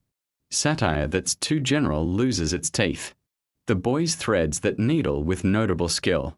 The casting process for Season 3, particularly for Soldier Boy, involved extensive conversations about what the character needed to accomplish and what kind of actor could bring the necessary combination of physical presence, comedic timing, dramatic weight, and cultural meaning to the role. Jensen Ackles checks all of those boxes and then some. What's particularly interesting is that his character exists in a kind of generational dialogue with Homelander throughout the season. They're both products of Vort's manufacturing process. They're both performers of a certain kind of American masculinity. But they come from different eras and different templates, and that generational gap between them is one of the richest dramatic tensions the season explores. The writers of The Boys have a background in various genres and traditions, and that diversity of influence shows in the texture of the writing. There are elements of horror, action cinema, political thriller, black comedy, and character drama all operating simultaneously. Managing all of those registers without any of them overwhelming the others is a genuine craft achievement, and Season 3 is probably the best example of the show operating at peak capacity across all of those modes at once. Let's take another gentle pause here. You're doing great. Just breathe. The night is quiet and still, and there's nothing you need to do right now except rest. Let these interesting facts about this fascinating show continue to drift over you as your mind becomes quieter. Erin Moriarty, who plays Annie January, also known as Starlight, has one of the most demanding arcs in Season 3. Her character is at the center of some of the season's most emotionally intense moments as she navigates her relationship with Huey, her position within the Seven, and her own evolving sense of identity and purpose. Moriarty has spoken about the physical and emotional demands of the season, and about working closely with the directors and writers to make sure Annie's journey felt internally consistent and emotionally real. Her performance is remarkable for its combination of warmth, vulnerability, and genuine ferocity. The show's approach to violence is something that comes up frequently in discussions about what The Boys is doing aesthetically and ethically. The violence in the show is graphic and it's meant to be uncomfortable. The creative team has been consistent in explaining that they want the violence to have weight and consequence rather than being the kind of bloodless, sanitized violence that dominates most superhero content. By making the violence feel real and costly, the show forces the audience to think about what they're watching in a way that's genuinely useful for the show's thematic purposes. You can't watch The Boys and find the violence entertaining in a simple, uncomplicated way. It always comes with a cost. The relationship between The Boys and the superhero genre more broadly is a genuinely complex one. The show clearly loves superhero stories even as it systematically deconstructs them. Many of the creators and cast members are fans of the genre who see The Boys as a way of engaging with it critically rather than dismissing it. There's a difference between hating something and caring enough about it to examine its assumptions and contradictions. The Boys falls firmly in the latter category, and that genuine engagement with the genre is part of what gives the show its energy and its affection. The production schedule for The Boys Season 3 was complicated by the ongoing effects of the global pandemic, which had disrupted production across the television and film industry. The team adapted to the challenges with considerable flexibility and creativity, and the final product shows no visible evidence of the difficulties they faced. This is a testament to the professionalism and dedication of everyone involved in the production, from the writers and directors to the crew members who made it happen on a practical level every single day. Let's talk for a moment about the fan response to Season 3, because it's genuinely interesting to observe how the audience engaged with the most provocative elements. The Harrigasm episode was watched and discussed by enormous numbers of people who had perhaps been casual fans before and became deeply invested viewers after experiencing what the show was willing to do. The internet response to that episode was a kind of cultural event in itself, with commentary coming from people across the entertainment industry, media, and general public. The showrunners had anticipated a strong reaction, but the scale of the conversation surprised even them. The show's use of social media as part of its promotional strategy has been particularly clever. The Vought International account, which presents itself as though it's the real social media presence of the fictional corporation from the show, has become a beloved part of the fan experience. The content posted on these accounts extends the world of the show into real social media spaces in a way that's both funny and thought-provoking, given that the show is partly about the power of social media and corporate messaging. It's the show practicing what it preaches in a way that demonstrates genuine self-awareness. The critical response to Season 3 was overwhelmingly positive, with particular praise directed at the performances, the writing, and the show's willingness to continue taking risks rather than settling into a comfortable formula. Shows that make it to a third season often become more cautious as they try to protect what they've built, but The Boys actually became more ambitious and more confident with each passing season. That's a pattern that's relatively rare in television, and it's worth noting as one of the show's significant achievements. One particularly interesting behind-the-scenes detail from Season 3 involves the writing of the Homelander storyline. The writers have described the process of mapping out his arc as requiring them to constantly think about real-world historical examples of how charismatic but dangerous figures build and maintain power. They read extensively in history and political science to understand the mechanics of what Homelander is doing, which is why his manipulation of public sentiment feels so disturbingly credible. Anthony Starr then took that research and grounded it in an incredibly specific, technically precise performance that never tips over into caricature. The Boys exists in a tradition of satirical fiction that includes everything from Network to DR. Strangelove to Don't Look Up, works that use exaggeration and dark humor to illuminate uncomfortable truths about how power operates and how ordinary people respond to it. What makes The Boys distinctive within that tradition is the combination of its mainstream appeal, its superhero trappings, and its genuine emotional depth. It reaches people who might not normally engage with explicitly political satire because it wraps its arguments in an enormously entertaining package. You're still here, which is wonderful. Hopefully you're quite relaxed by now, maybe drifting a little. That's perfectly fine. Just let the last few details wash over you gently as we wind down this conversation about a show that has so much more going on beneath its spectacular surface. The character of Victoria Newman, played by Claudia Dumont, becomes even more important in Season 3 as her true allegiances and capabilities become clearer. The character is a brilliantly constructed piece of satire about political ambition and the way institutions protect people who are useful to them regardless of what those people have done. Dumont brings a specific kind of controlled intensity to the role that makes Newman consistently compelling even when the character is doing things that are difficult to watch. The show's writers have consistently said that they want the show to be genuinely funny as well as genuinely disturbing, and Season 3 achieves that balance probably better than any previous season. The comedy never undercuts the drama, and the drama never makes the comedy feel inappropriate. They exist simultaneously because that's how life actually works. The most intense and the most absurd things can occupy the same moment, and the ability to reflect that truth is one of the markers of genuinely sophisticated storytelling.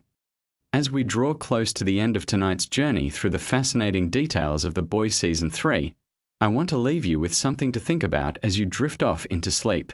The show is ultimately about accountability and the absence of it. It's about what happens when power is allowed to operate without consequences, when the stories we tell about strength and heroism are manufactured rather than earned, and when ordinary people try to find ways to hold extraordinary power responsible. Those are questions that have always mattered and will always matter, which is why the show resonates so deeply with so many people. The craft and care that went into Season 3, from the performances to the writing to the visual effects to the production design, represents a remarkable collective achievement. Television is a collaborative medium, and The Boys is one of the best recent examples of what's possible when talented people work together with genuine ambition and genuine respect for their audience. So let that be where we leave things tonight. The lights are low. The information has settled around you like something soft and familiar. You know a little more now about how one of television's most interesting shows was made and what it was trying to do. And there's nothing left for you to do tonight except let your thoughts grow quieter and your breathing grow slower and let the rest of the night carry you somewhere peaceful. Sleep well. You've earned it. Somewhere between waking and sleeping is the perfect place to learn that the most powerful being on Earth got his abilities from a syringe. Not a distant planet, not a radioactive accident, just a very profitable corporation with very few ethical guidelines. The Boys is a show that most people describe as a superhero story, but that description barely scratches the surface of what it actually is. At its core, the whole thing is a really sharp piece of satire. It is asking a question that sounds simple but gets more complicated the longer you sit with it. What would the world actually look like if superheroes were real? And what if they were less concerned with saving people and more concerned with maintaining their brand image? The answer the show keeps arriving at, again and again, is that it would look a lot like the world we already live in, just with more explosions and considerably more chaos. The show is based on a comic book series written by Garth Ennis, who is known for writing some of the most deliberately provocative and boundary-pushing comics in the medium. He created the source material with artist Derek Robertson, and it ran for about 72 issues between 2006 and 2012. The comics are famously even more extreme than the television adaptation, which is saying quite a lot given how far the show already pushes things. The television version takes the skeleton of the comic, the broad characters, the central premise, the satirical heart of it, and then builds something new around that skeleton. It keeps the spirit alive while finding its own voice. The show is set in a world where a company called Vought International has essentially cornered the market on superheroes. They did not just stumble into this position. They built it deliberately and carefully over decades. Vought is not a government agency or a charity or even a defense contractor in the traditional sense. It is a media and pharmaceutical company first and a superhero management corporation second. Or maybe those two things are reversed. It is genuinely hard to tell sometimes, which is kind of the point. The superheroes in this world are called supes, and most of them got their abilities from a compound called Compound V, which Vought developed and controls.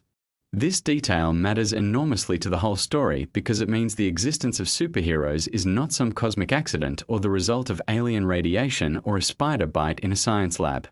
It is a business decision. Vought created them because Vought wanted them, and Vought maintains that monopoly on superhuman creation because it gives them extraordinary leverage over governments, militaries, corporations, and basically everyone else on the planet. Sleep on that thought for a moment.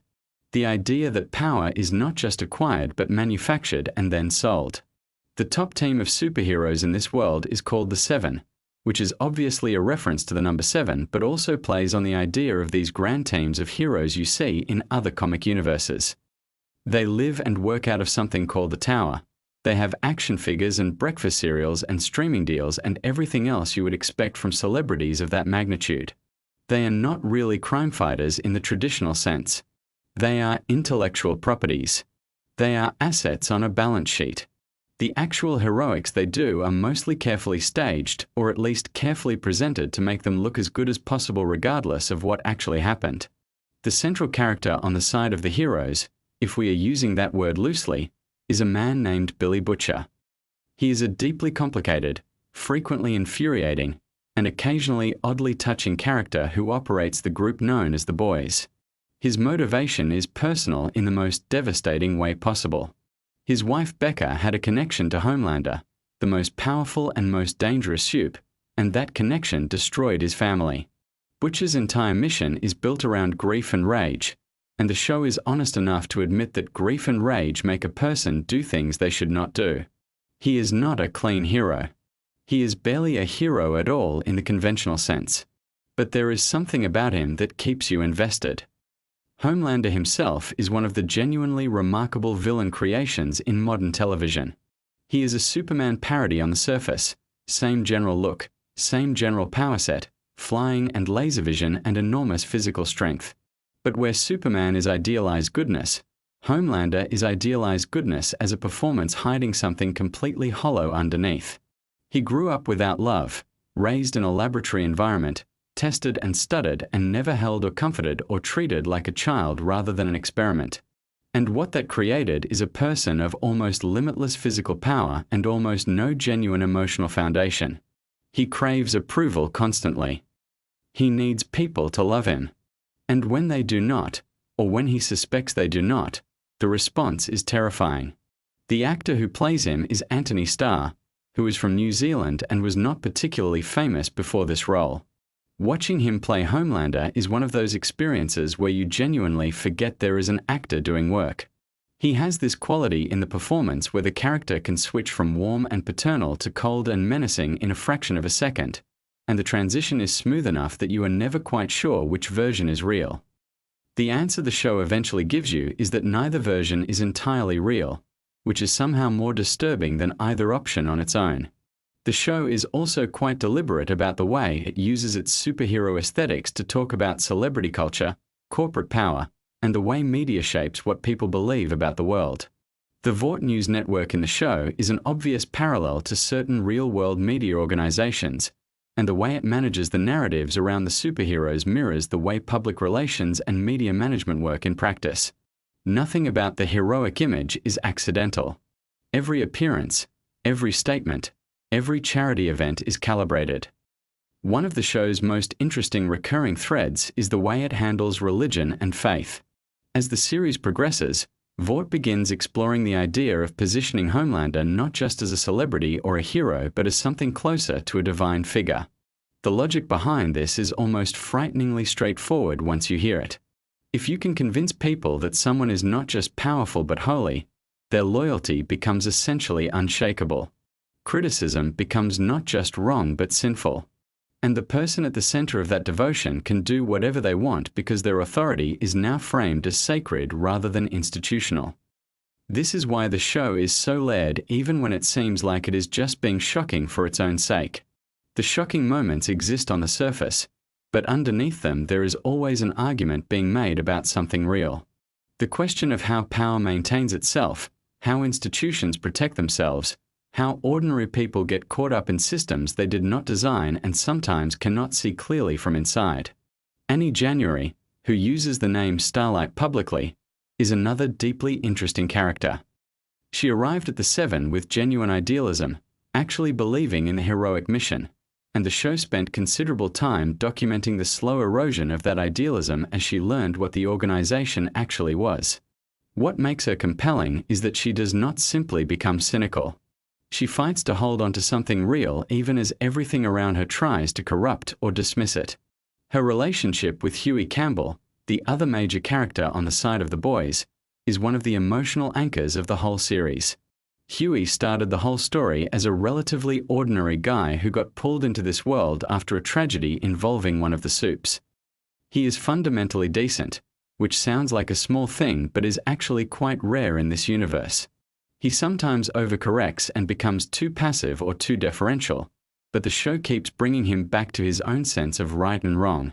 His relationship with Annie is interesting partly because they represent two different approaches to the same question, which is how do you maintain your humanity inside systems designed to strip it away from you? The show also features a character called Mother's Milk, whose nickname has an unusual and very specific origin that the show explains. He is the moral center of the boys in many ways, more grounded and more consistent than Butcher, more experienced and more cautious than Huey. He has a complicated family life, and the tension between his responsibilities to that family and his responsibilities to the mission is something the show returns to repeatedly. He represents the cost that this kind of work extracts from a person over time. Frenchie and Kimiko are another pairing worth thinking about on a quiet night. Frenchie is a chemist and a weapons specialist with a chaotic past and a gift for unexpected warmth. Kimiko was a captive who had Compound V administered against her will and developed superhuman abilities as a result. She does not speak, which is a creative choice that forces the show to develop her character entirely through action and expression and her dynamic with Frenchie. Their relationship becomes one of the most genuinely tender things the show contains, which is a notable achievement given everything else happening around them. The Deep is a character who started as a simple parody of Aquaman but gradually became something more complicated as the series continued. He talks to marine animals, which is played for a mixture of comedy and pathos in equal measure. He is deeply insecure, frequently incompetent, and was pushed out of the Seven under circumstances the show handles with surprising seriousness. His attempts to rehabilitate his public image and find meaning take him through some genuinely strange places, and his relationship with the ocean creatures he interacts with becomes oddly moving. A-Train is another hero who began as a parody figure, a speedster whose whole brand is about being the fastest, but who gradually accumulated more complexity. Questions about performance enhancement, about what it costs to maintain superhuman performance long-term, about race and representation within the Vought system. The show uses his storyline to examine how institutions make promises about diversity and inclusion while actually doing the opposite of those things at every structural level. Queen Maeve is a Wonder Woman analog who appears to have everything but has been grinding herself down for years maintaining a performance of heroism she no longer believes in. Her arc involves the exhaustion of pretending and the complicated possibility of stopping.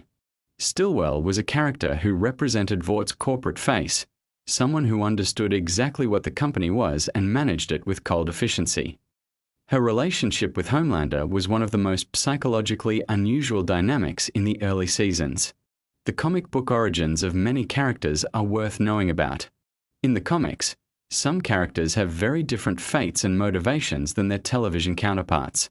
The show's creative team made deliberate choices about which elements to adapt directly and which to rethink entirely.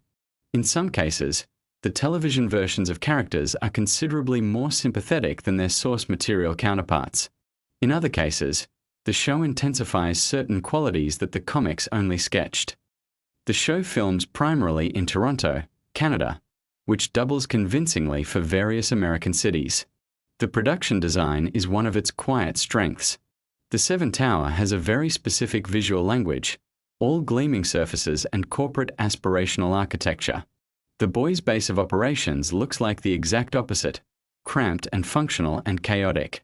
The contrast is doing real work in terms of establishing what each side of the conflict represents. The music choices in The Boys are consistently interesting. The show has a habit of placing extremely cheerful or romantically familiar songs against scenes of considerable violence or darkness, and this juxtaposition creates a specific tonal effect. It keeps you slightly off balance. It refuses to let the violence feel entirely heavy or entirely weightless. There is something about hearing an upbeat track during a moment of chaos that mirrors the way the show treats its corporate villains. Everything packaged pleasantly regardless of what it actually contains. One of the recurring themes of the show is about what happens to idealism when it encounters power. Almost every character in The Boys has some version of this arc. They believed in something, or they chose to believe in something, or they were sold something worth believing in, and then reality arrived. How each character processes that collision between belief and reality defines what they become. Some become cynical. Some become violent. Some find a way to hold on to something worth holding on to. The show does not always tell you which response is correct, and that ambiguity is part of what makes it interesting to think about. The satirical targets shift somewhat as the show progresses. Early on, it is primarily about celebrity culture and corporate behavior. As it continues, it broadens to include social media dynamics, political radicalization, the way media ecosystems create closed loops of belief, and the specific mechanics of how cults of personality form and grow. These themes are not subtle, but they are handled with enough specificity to feel genuinely observed rather than just reactive. The Compound V mythology expands considerably as the show progresses. We learn more about its history, where it came from, how it was developed, how it was used over decades before the show's present-day events. Some of this history involves experiments on soldiers without their knowledge or consent, which is one of the darker corners of the lore. The show uses this history to complicate the idea that the soup problem is recent or unprecedented.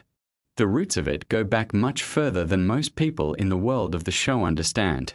Soldier Boy is a character introduced in the third season who represents a different era of Vort's ambitions. He is presented as the original superhero, the first successful Compound V product, and his existence raises interesting questions about the mythology the company built. Jensen Ackles, who plays him, brings a specific quality to the role that plays interestingly against the other characters. The character's relationship to contemporary events is complicated by the fact that he is essentially a product of a completely different cultural moment who has been thrust into the present without adequate preparation. The Black Noir character has one of the more unusual trajectories in the show, involving questions of identity and what lies beneath the mask in both literal and figurative senses. The Sage character, introduced in later seasons, is fascinating because she represents intelligence weaponized entirely in service of power. She is the smartest person in most rooms but has chosen to deploy that intelligence in ways that raise deep questions about what intelligence without ethics actually produces. The relationship between the boys and Vought is not simply one of good versus evil, though it sometimes appears that way on the surface. The boys operate outside the law, frequently cause collateral damage, make terrible decisions, and have genuine moral failures. Vought is clearly worse in most ways, but the show is interested in the question of whether fighting something makes you like it, whether the methods you choose contaminate the cause you are fighting for. This is not a show with clean heroes and dirty villains. The dirt is distributed fairly widely. As the series moves toward its later seasons, the stakes escalate in ways that feel earned by the groundwork laid earlier. The question of what would happen if someone with Homelander's power and psychological profile accumulated genuine political and religious authority becomes less hypothetical and more immediate. The show starts asking what the end of this story looks like, what the world on the other side of all of this conflict might be, whether anything can actually be fixed or whether certain things once broken stay broken. The show has developed an enormous following that engages with it on multiple levels simultaneously. Some people watch purely for the chaos and spectacle. Some watch for the satire and the commentary. Some watch for the character work and the emotional storylines. The show manages to deliver enough of each of these things to hold all of those audiences. The trick is that none of those layers undermines the others. The satire makes the spectacle more meaningful. The character work makes the satire feel human rather than abstract. The chaos makes the quieter moments land harder by contrast. There is something worth appreciating in the fact that a show this deliberately extreme is also one of the more thoughtfully constructed pieces of television currently being made. It knows what it is saying. It knows why it is saying it. And underneath all the loudness, there is a genuine investment in the question of what ordinary people are supposed to do when the systems they live inside turn out to be corrupt at every level. That question does not have an easy answer. The show knows it does not have an easy answer, but it keeps asking anyway. So as you drift off tonight, let that sit with you gently. A world of impossible powers and entirely human problems. Corporate towers with gleaming facades and rotting interiors. Characters trying to find something worth holding onto in the middle of everything falling apart. The Boys is loud and chaotic and frequently very funny and occasionally genuinely moving. And it is asking questions that do not go away just because the episode ends. Sleep well. The world will still be there in the morning. Superhero optional. What if I told you that one of the most disturbing television shows ever made is actually perfect to fall asleep to? Yeah, I know that sounds completely backwards.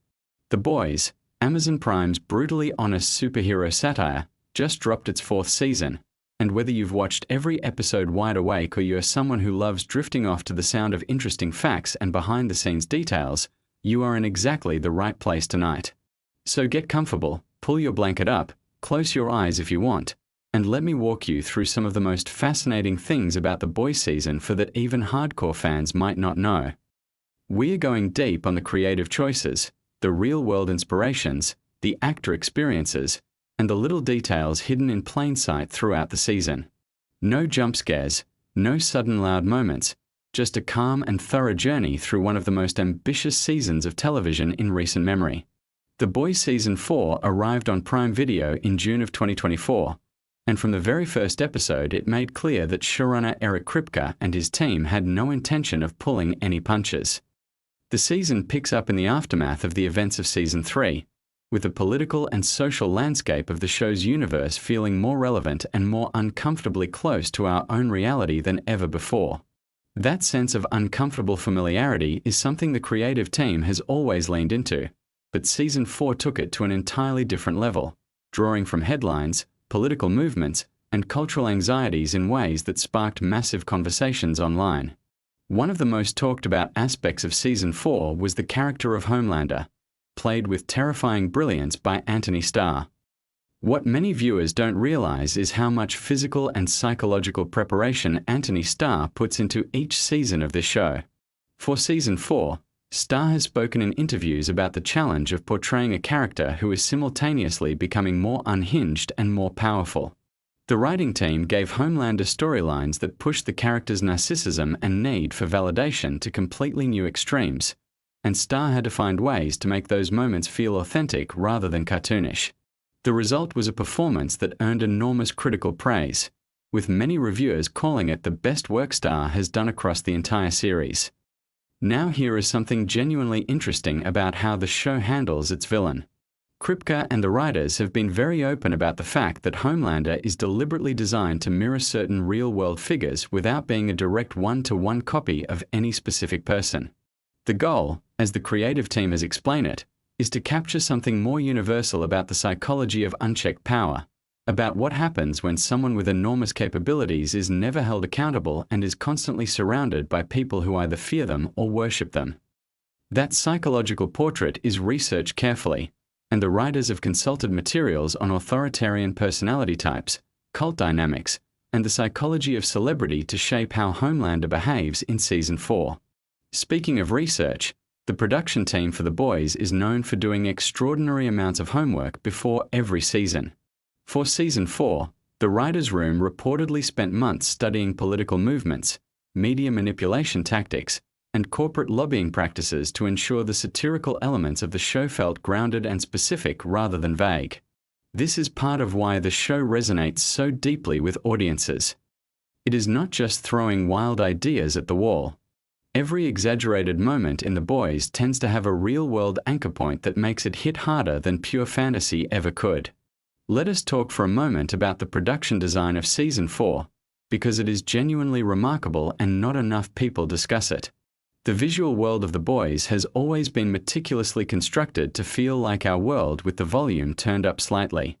In Season 4, the design team put enormous effort into the Vought Corporation's aesthetic, expanding and deepening the visual language of what is essentially the show's central villain organization. The way Vought spaces are designed tells you everything you need to know about how the corporation sees itself. Clean, powerful, aspirational. All chrome and glass and American flags.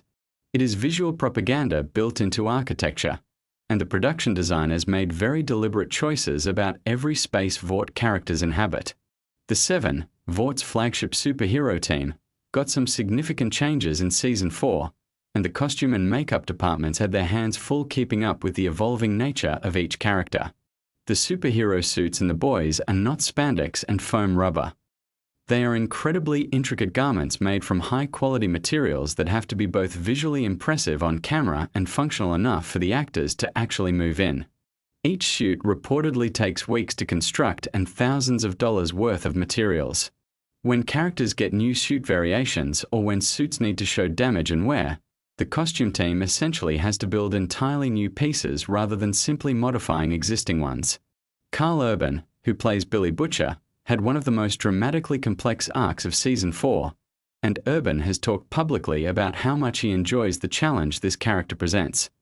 Butcher is a character defined by contradiction. He is brutal and manipulative and genuinely dangerous, but there is also something deeply wounded and human at his core, and Urban works hard to keep both of those things visible simultaneously.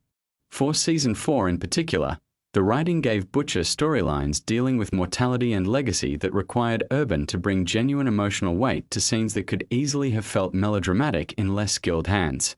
It is the kind of writing and performance combination that elevates genre television into something that genuinely matters. Here is a detail many casual viewers miss. The Boys is actually an adaptation of a comic book series created by Garth Ennis and Derek Robertson, published by Wildstorm and later Dynamite Entertainment between 2006 and 2012. The show has always taken significant liberties with its source material, expanding, changing, and sometimes entirely reimagining characters and storylines. By Season 4, the television version has diverged so substantially from the comics that viewers who have read the original source material are often just as surprised by plot developments as those who have never picked up a single issue. This is a conscious choice by the showrunners, who wanted the series to be its own living thing rather than simply a faithful adaptation. The relationship between the comic and the show is actually a fascinating study in how source material can be honored in spirit, while being radically transformed in execution. Garth Ennis, the original comics writer, has been publicly supportive of the television adaptation even though it takes the story in very different directions. Part of what makes this interesting is that Ennis himself was writing a satirical critique of superhero culture, corporate power, and American exceptionalism back in the mid-2000s, and Kripke's team has found ways to update those themes for a very different cultural moment while keeping the core provocative energy of the original work intact. Now let us drift into something a little more technical and perhaps more soothing to think about. The visual effects work on The Boys Season 4 is staggering in its scale and ambition. This is a show that requires hundreds of individual visual effects shots per episode, everything from the relatively simple removal of wires and harnesses when actors appear to be flying, to extraordinarily complex sequences involving superpowers being used in violent and creative ways. The VFX team on The Boys has grown substantially with each season as the show's ambitions have expanded, and Season 4 reportedly had one of the largest visual effects budgets of any streaming show in 2024. One of the most technically challenging aspects of the visual effects work involves scenes where multiple super-powered characters interact with each other and with environments simultaneously. Coordinating those sequences requires incredibly detailed pre-visualization work, where the entire sequence is essentially mapped out in a rough digital format before filming even begins. This previs process can take weeks or even months for particularly complex sequences, and it involves close collaboration between the directors, the stunt coordinators, the VFX supervisors, and the actors themselves. By the time a major action sequence actually gets filmed, everyone involved has essentially rehearsed it dozens of times in various forms. Erin Moriarty, who plays Annie January, also known as Starlight, has one of the most nuanced roles in Season 4. Her character has been on an extraordinary journey across the series, moving from naive idealism to hard-won cynicism to something more complicated and interesting than either of those things. Moriarty has spoken about the responsibility she feels toward this character, particularly because Annie resonates so strongly with young women in the audience who see their own experiences with disillusionment and resilience reflected in her story. Season 4 gave Moriarty material that explored new dimensions of Annie's character, and she has been clear in interviews that the collaborative atmosphere on set is a significant part of what makes those performances possible. The ensemble cast of The Boys is one of its greatest strengths, and Season 4 made excellent use of the established chemistry between these performers. Shows that have been running for multiple seasons sometimes struggle to keep ensemble dynamics feeling fresh, but The Boys has consistently managed to find new combinations of characters to put in scenes together, which keeps the interpersonal dynamics from going stale. Some of the most compelling moments in Season 4 come from unexpected pairings of characters who do not often share screen time, and those moments tend to generate some of the most memorable performances of the season. Let us talk about the music for a moment, because it is genuinely one of the show's secret weapons. The Boys has always had a masterful approach to music supervision, selecting needle drops that create ironic contrast between what is being shown on screen and what is being heard on the soundtrack. Season 4 continued this tradition with some genuinely inspired choices that viewers have endlessly discussed and debated online. The selection of songs is never random. Each piece of music is chosen to add a layer of commentary to whatever scene it accompanies, and the music supervisors work closely with the directors and the showrunner to ensure that the tonal balance between horror and dark comedy is maintained throughout. The original score of the show is also worth appreciating separately from the licensed music. The composer who works on The Boys has developed a distinctive sonic palette for the series over its run, and that score is subtler than the attention-grabbing needle drops but just as carefully crafted. The orchestral and electronic elements of the score work to create a sense of unease that runs beneath even the show's lighter moments, reminding viewers that this is fundamentally a dark world even when things appear to be going well for the characters. Here is something interesting about how Season 4 was written. The writer's room for The Boys is known for being a particularly creative and collaborative space, but it is also an intense one. Kripke has described the process of breaking stories for each season as involving enormous amounts of debate, with writers pushing each other to go further and be more specific in their critiques and their character work. For Season 4, some story ideas were apparently discussed for weeks before being either refined into something that made it to screen or set aside entirely.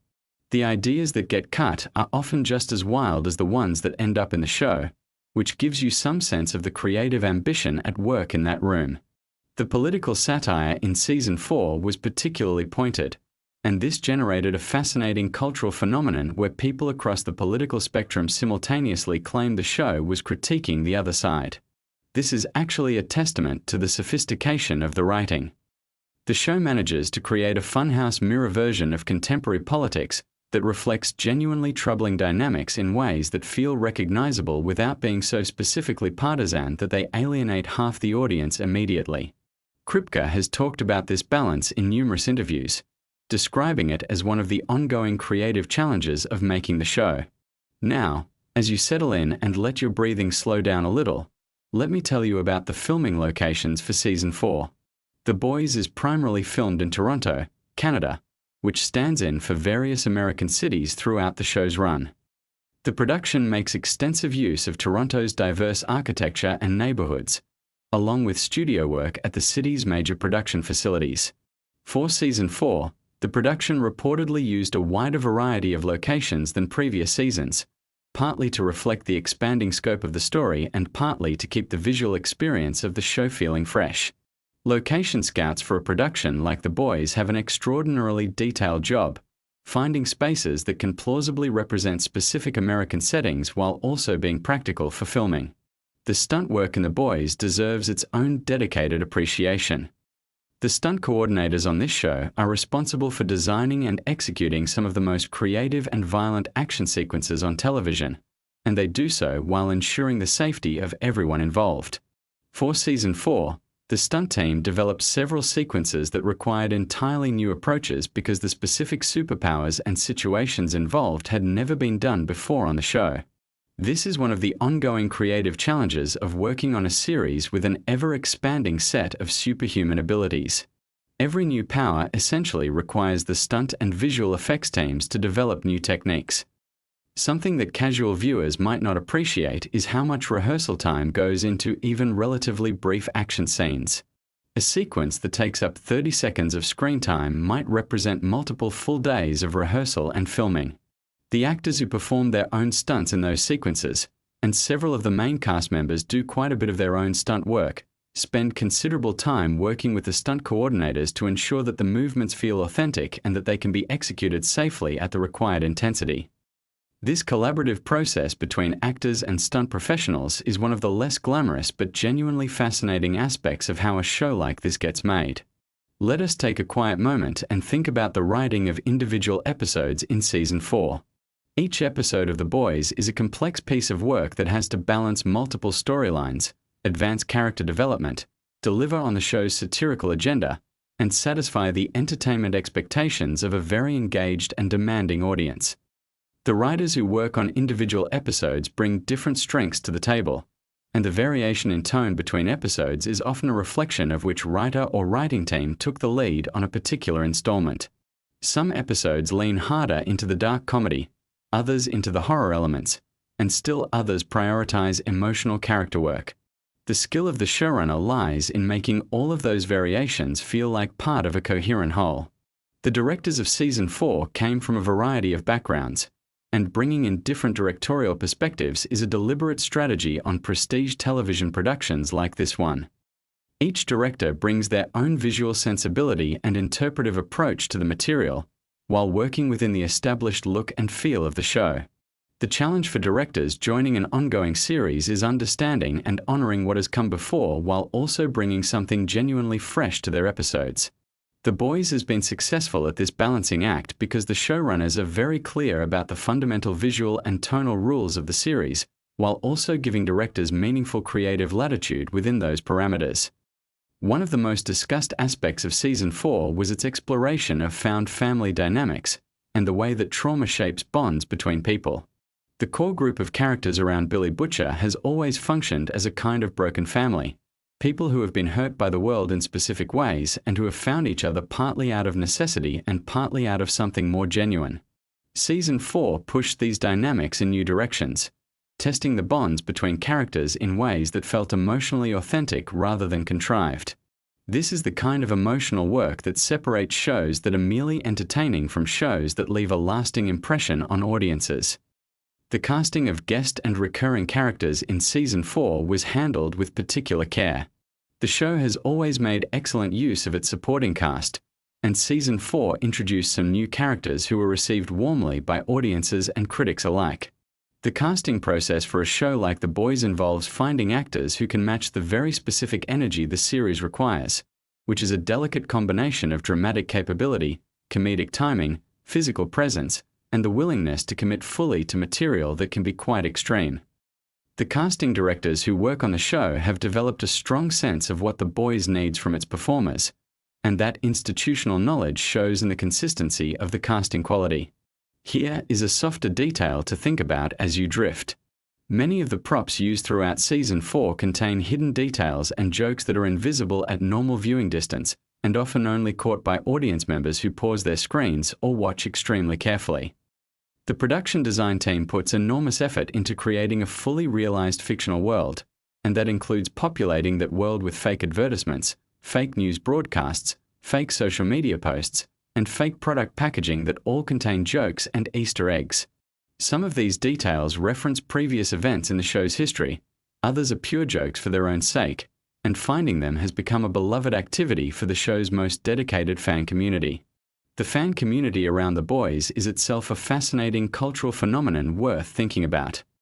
The show has generated one of the most active and creative fan communities in contemporary streaming television, with fans producing art, fan fiction, analysis essays, video essays, and detailed annotation of each episode that sometimes reveals details the creators themselves had forgotten including. The relationship between the show and its fan community has been notably warm, with Kripke and many of the cast members being quite active on social media and engaging with fan responses to episodes. This kind of creator-to-audience dialogue has become more common in the streaming era, but The Boys has made it particularly central to how the show exists in the culture. Season 4 dealt extensively with themes of legacy, specifically the question of what people leave behind and whether any individual action can meaningfully change large structural problems. These philosophical questions are embedded in the plot and character work, but they are never stated explicitly. Instead, they emerge from the specific situations the characters find themselves in and the choices they make under pressure. This is sophisticated thematic writing, and it is part of why the show is taken seriously as social commentary rather than dismissed as simply extreme content for shock value. The balance between extreme content and genuine emotional depth is one of the defining creative achievements of The Boys as a series. The show contains material that is genuinely difficult to watch, scenes of violence and cruelty that are designed to be disturbing rather than exciting. But those moments are always placed in a context that gives them meaning, that connects them to the larger arguments the show is making about power and accountability and human nature. The writers have been clear that they do not include extreme content for its own sake, but rather to make points that gentler storytelling could not make as effectively. Whether viewers agree with those creative choices is a matter of personal taste, but the intentionality behind them is not really in question. Now let us settle even further into something quieter. Think about the editing of Season 4, which is a craft that operates largely invisibly when it is working correctly. The editors on The Boys are responsible for assembling the footage from multiple filming days into coherent scenes, then assembling those scenes into episodes, and working closely with the showrunner and directors to ensure that pacing, tone, and emphasis are all hitting the intended targets. Season 4 reportedly went through significant editing work in post-production, with some sequences being substantially reworked based on early screenings and feedback. This kind of iterative editing process is common on prestige television, and the willingness to keep refining material until it works is part of what distinguishes these productions from lower-budget work. The sound design of The Boys is another element that rarely gets the appreciation it deserves. The sound team is responsible for creating an immersive audio environment that makes the superhero violence feel real and grounded rather than cartoonish. This involves creating original sound effects for things that have no real-world equivalent, things like specific superpowers being used in specific ways. The sound designers draw from enormous libraries of recorded sounds and combine and transform them to create new sonic textures. Season 4 had some particularly impressive sound design moments, where the audio work was doing as much emotional work as the visuals. One thing that has been noted by critics and viewers alike about Season 4 is how well it developed its female characters in particular. The show has always taken the experiences of its female characters seriously, using their storylines to examine specific forms of power imbalance and exploitation that are distinct from what the male characters face. Season 4 expanded on this, giving characters like Starlight, Kimiko, and others material that felt both specific to their established personalities and genuinely surprising in its emotional depth. The writers who worked most closely on these character arcs have spoken about doing deliberate research to ensure these storylines felt authentic rather than exploitative. The character of Kimiko, played by Karen Fukuhara, has one of the show's most distinctive communication challenges because the character does not speak. All of Kimiko's emotional expression has to come through physical performance and context, which is a genuinely difficult acting challenge that Fukuhara handles with remarkable skill.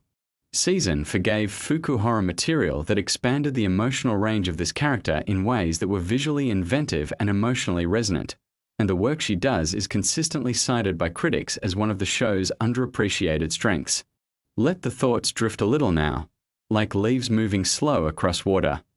The Boys is a show that asks its audience to sit with discomfort, to recognize things about the world we live in reflected in its distorted mirror, and to keep watching even when what is being shown is not pleasant. That is a challenging proposition, and the fact that millions of people have accepted that invitation season after season speaks to something real about the quality and the relevance of the work. Season 4 deepened that relationship with its audience, delivering a season that was darker and more emotionally ambitious than its predecessors while never losing the irreverent energy that made the show compelling in the first place. There is something worth appreciating about how long-form television storytelling works at its best. Characters in a series like The Boys develop over years of audience time, and the cumulative emotional weight of that development means that moments in Season 4 land with a force that would be impossible to achieve without everything that came before. When a character makes a choice that reflects who they have become over 4 seasons of story, the impact of that moment is multiplied by all of the history the audience brings to it. This is the specific gift of serialized storytelling, and The Boys uses it with genuine sophistication. As you settle deeper and the words become more like soft sounds than things you have to actively process, consider this. The people who make The Boys, the writers and directors and actors and designers and visual effects artists and editors and everyone else in the enormous collaborative enterprise that produces a season of television, are doing work that they clearly care about deeply. The ambition and craft on display in Season 4 is not the product of cynical commercial calculation alone. There is genuine artistic investment in the show, a belief that it matters, that what it says about power and accountability and human nature is worth saying, and worth saying well. The Boys Season 4 is not perfect television. No season of any show is. But it is television that takes its audience seriously, that trusts viewers to engage with complex material and to follow character arcs through genuine darkness towards something that feels, if not exactly hopeful, then at least honest about the world. That combination of entertainment and purpose is rarer than it should be, and when it works, it is worth appreciating. So let those thoughts settle now. The Vought Towers gleaming in the fictional skyline. The complicated people doing complicated things in a world that feels uncomfortably familiar. The enormous craft and effort that goes into every frame. All of it can rest quietly at the edges of awareness now as your breathing slows and the night gets quieter around you. The Boys will be there when you wake up, ready to be watched with full attention. But for now, let the facts and the details and the appreciation for good work done carefully drift you gently towards sleep. Season 4 delivered. The people who made it cared. And that is a comforting thought to carry into rest. Look, I've watched The Boys probably 3 times through at this point. And every single time I think I've figured it all out, something new hits me. A piece of trivia, a behind-the-scenes detail, a connection I completely missed. And I know I'm not alone in that because this show has one of the most obsessive fan bases on the entire internet. So today we are going digging. Deep. We are going places the subreddits haven't fully explored, pulling back the curtain on production secrets, character decisions, wild real-world inspirations, and details so small they had to be intentional. By the end of this video, I promise you will see The Boys completely differently. Let's get into it. So let's start with something that will immediately reframe how you think about the entire show. Garth Ennis, the comic book writer who created The Boys back in 2006, has openly admitted that he wrote the original story as a direct response to his frustration with the superhero genre itself. He wasn't a fan. Genuinely not a fan of the direction Marvel and DC were taking things. He thought superheroes had become these sanitized, corporate mascots that companies use to push merchandise and maintain a stranglehold on popular culture. So he created a comic that was essentially the most violent, disgusting, disturbing deconstruction of that world he could possibly imagine. But here's the fascinating part. When Amazon picked it up for television, the showrunner Eric Kripke and his team had to figure out how to adapt material that was, in many places, genuinely unpublishable in terms of mainstream content. And the direction they chose was to make the satire smarter, more pointed, more directly connected to real-world corporate and political power structures. The show became less about gross shock value and more about something that actually made audiences uncomfortable for intellectual reasons. That's a massive creative pivot, and it changed everything about what The Boys became. Now let's talk about Anthony Starr, who plays Homelander, because the performance choices he made for that character are so calculated it borders on scary. Starr has talked in interviews about how he approached Homelander not as a villain but as a deeply traumatized individual who happens to have the power of a god and zero emotional regulation. He spent a lot of time thinking about what it would actually do to a human psyche to never have experienced genuine love or connection as a child, to have been raised in a laboratory environment where you are simultaneously the most powerful being on the planet and completely powerless over your own life. The laser eyes, the flying, the invincibility, None of that is what makes Homelander terrifying. What makes him terrifying is that smile. Starr worked specifically on what he called the mask, this performance of warmth and charm that Homelander deploys publicly, and the way that mask slips when he's alone or when he feels genuinely threatened. If you go back and watch early Season 1 scenes knowing that framework, it completely transforms what you're watching. You start catching these micro-expressions, these tiny moments where the mask flickers.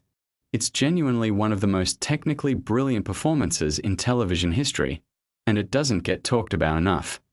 Jumping over to Carl Urban, who plays Billy Butcher, and there's a detail here most people don't know. Urban is from New Zealand, and Butcher is written as a British character, specifically from London. Urban has a natural New Zealand accent, which is nothing like a London working-class accent. The preparation he put into that accent was extensive, and Urban has said that the voice, the way Butcher speaks, became the key to unlocking the entire character for him. The accent wasn't just cosmetic. It was psychological. Because when you adopt a completely different voice, a different rhythm of speaking, a different way of landing words, you actually start thinking differently. Urban described it as finding a character from the outside in, which is the opposite of how most actors approach a role. Most people find the internal emotional truth first and let the external details follow. Urban built the shell and discovered who Butcher was by living inside that shell. And honestly, it works. There's never a moment where Butcher feels like Carl Urban playing dress-up. He feels like a completely real, completely separate human being. Here's one that genuinely blew my mind when I first found it. The character of A-Train, who is the seventh speedster and who the show uses to explore themes of racial inequality, celebrity, and exploitation, was actually developed with a very specific real-world parallel in mind. The creators drew heavily from the history of black athletes in American professional sports, particularly from the early to mid-20th century, when black performers and athletes were welcomed into white entertainment spaces as long as they were providing value, and then discarded or diminished the moment their utility expired. A-Train's entire arc, especially in the earlier seasons, is essentially a metaphor for that dynamic translated into a superhero context. He's fast enough to be useful to Vought, presentable enough to be marketable, but never given genuine power within the organization. And the moment his heart condition threatens his usefulness, the corporation moves to replace him without a second thought. Jesse T. Usher, who plays A-Train, has talked about how much that historical context shaped the way he played the character's specific brand of internal conflict, that tension between knowing you're being exploited and still wanting to be in the room because the alternative is worse. Let's shift gears and talk about the production design for a second, because this is something that almost never gets discussed but is absolutely wild. The Vought Tower set, which is essentially the corporate headquarters of the entire show's antagonist structure, was designed with deliberate architectural references to real-world buildings associated with American corporate and media power. We are talking about things like the visual language of Trump Tower in New York, the aesthetic of certain Fox News studio spaces, and the broader vocabulary of glass and steel and gold that American wealth uses to signal dominance.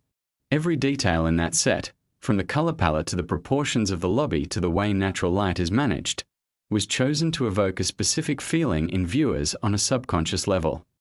The idea was that audiences should feel vaguely uncomfortable in that space even when nothing bad is technically happening on screen. Production designer Arv Graywall and his team were essentially using architecture as psychological manipulation, which is, when you think about it, exactly what Vought itself does throughout the show. The set mirrors the company's methods. That level of thematic coherence in production design is genuinely rare.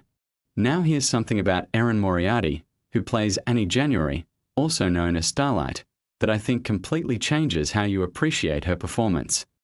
When Moriarty came into the role, she made a very specific decision about Annie's relationship to her own powers.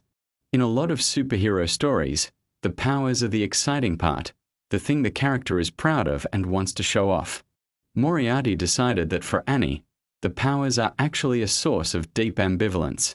They're connected to her mother's ambitions for her, to a childhood where she was trained and shaped and molded rather than simply loved.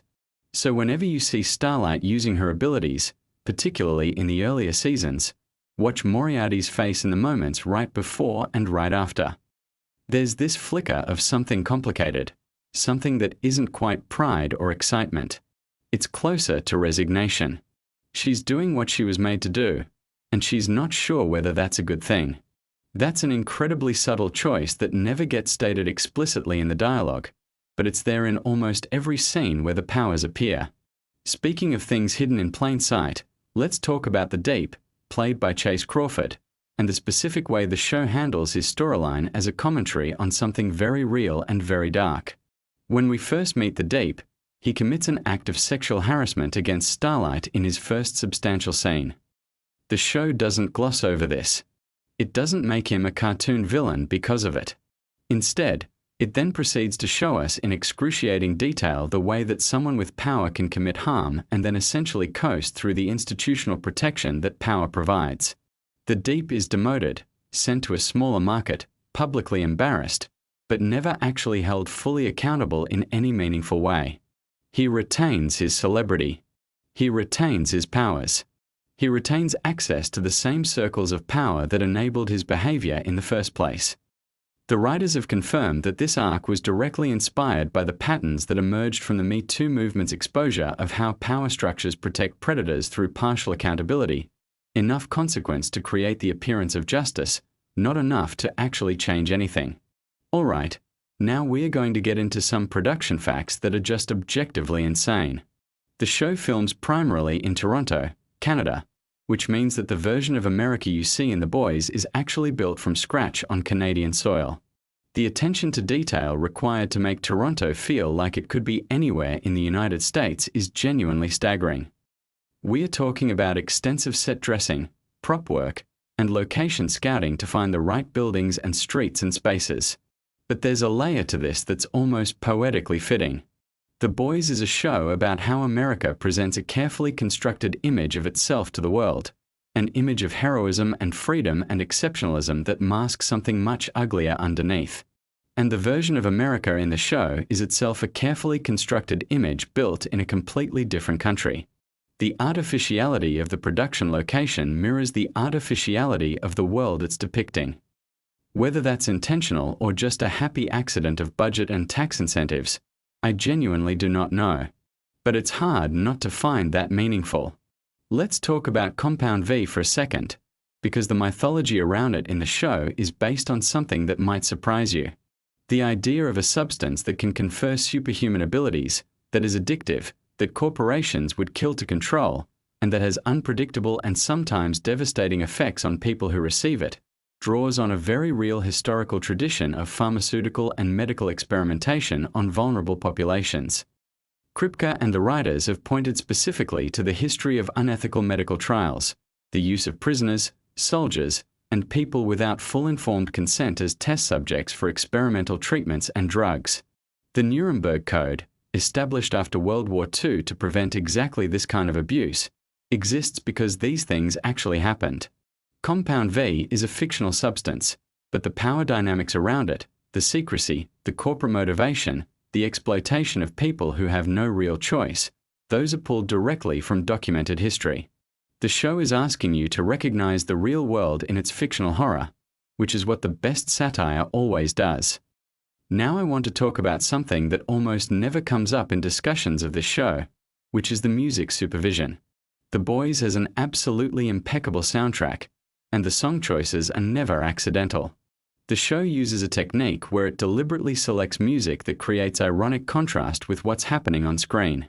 You'll hear a warm, nostalgic classic rock track playing over something genuinely horrific, or a cheerful pop song accompanying something morally devastating. This isn't just for shock value.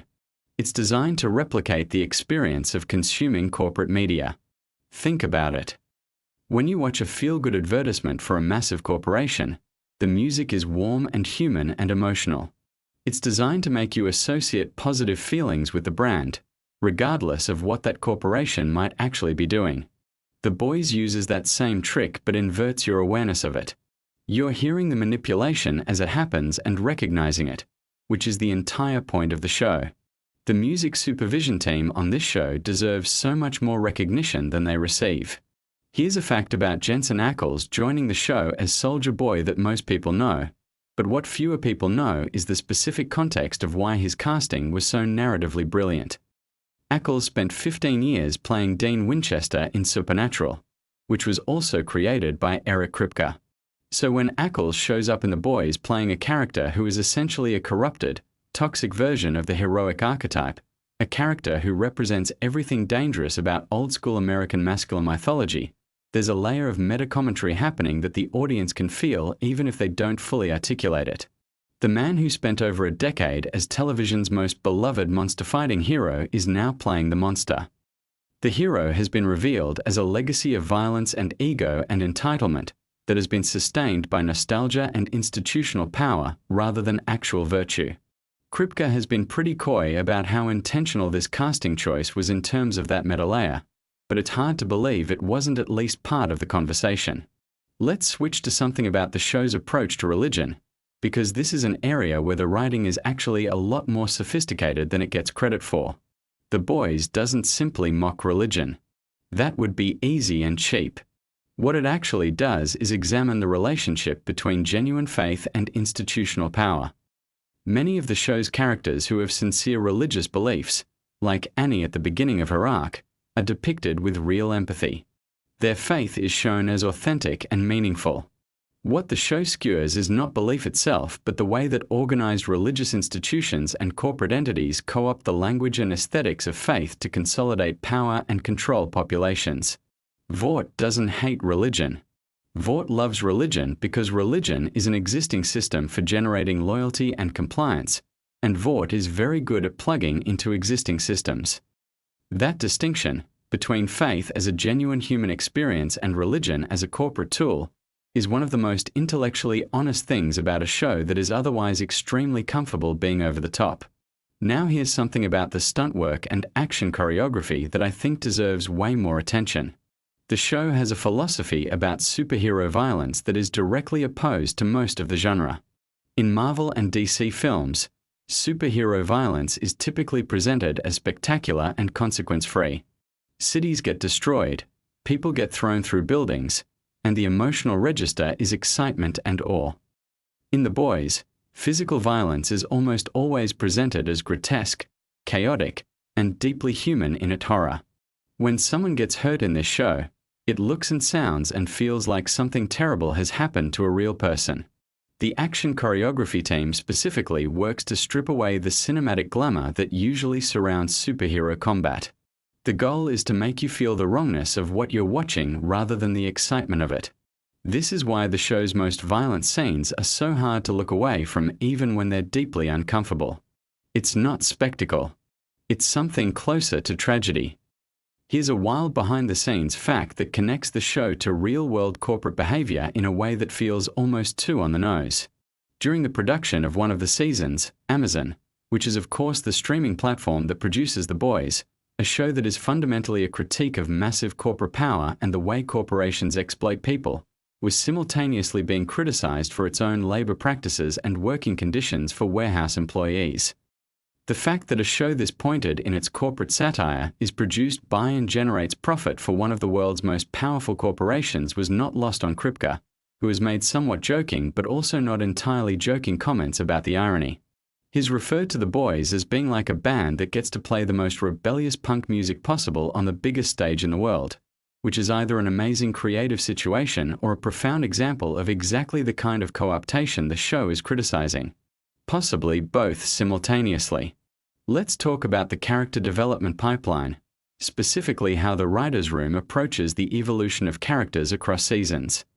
One of the things that makes The Boys distinctive is that character arcs are not written to be inspirational in the traditional sense. In most television, even dark television, characters generally move toward growth, toward healing, toward some version of being better. The Boys is genuinely committed to the idea that trauma, systemic pressure, and power do not produce better people. They produce people who are broken in different configurations. Characters don't get better in this show. They get different. Sometimes they get worse. Sometimes they make genuine progress only to be dragged back by circumstances. This is psychologically much more realistic than most television's version of character development, and it's also significantly more depressing, which is part of why the show feels so heavy even when it's being darkly funny. Something I want to address that almost never comes up is the show's treatment of its female characters, particularly in how it handles the relationship between femininity and power. Shows like this can fall into the trap of depicting female power as simply masculine power in a female body, women who are strong because they fight and dominate and refuse to be soft. The Boys does something more interesting. Characters like Starlight, Queen Maeve, and even in her warped way Stormfront, wield power in ways that are explicitly connected to their identities as women. The way they're expected to perform femininity for the public, the way their power is always filtered through public perception of their gender, the way they're simultaneously hypervisible and dismissed. The show understands that power looks different when you're a woman in a patriarchal system, not because women are less powerful, but because the system creates entirely different constraints and leverage points. That's a nuanced take that a lot of supposedly progressive shows don't actually achieve. Let's get into some specific scene details that were loaded with meaning most viewers might have missed on first watch. There's a scene in Season 2 where Homelander stands alone on a rooftop and talks to his own reflection in a window. On the surface, it looks like a moment of narcissism, which it is, but it's also something more specific. The writers were drawing on a psychological concept related to object permanence and attachment. Homelander, who was raised in a lab and denied normal human bonding, learned to relate to himself as his primary attachment figure. The reflection isn't just vanity. It's him talking to the only entity that has been consistently present in his life.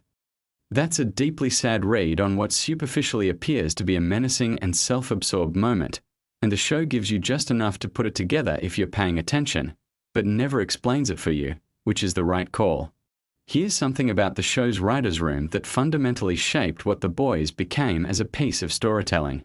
Kripke made a deliberate decision to hire writers from very different backgrounds, not just television writers but people with roots in journalism, political commentary, comedy, and long-form fiction.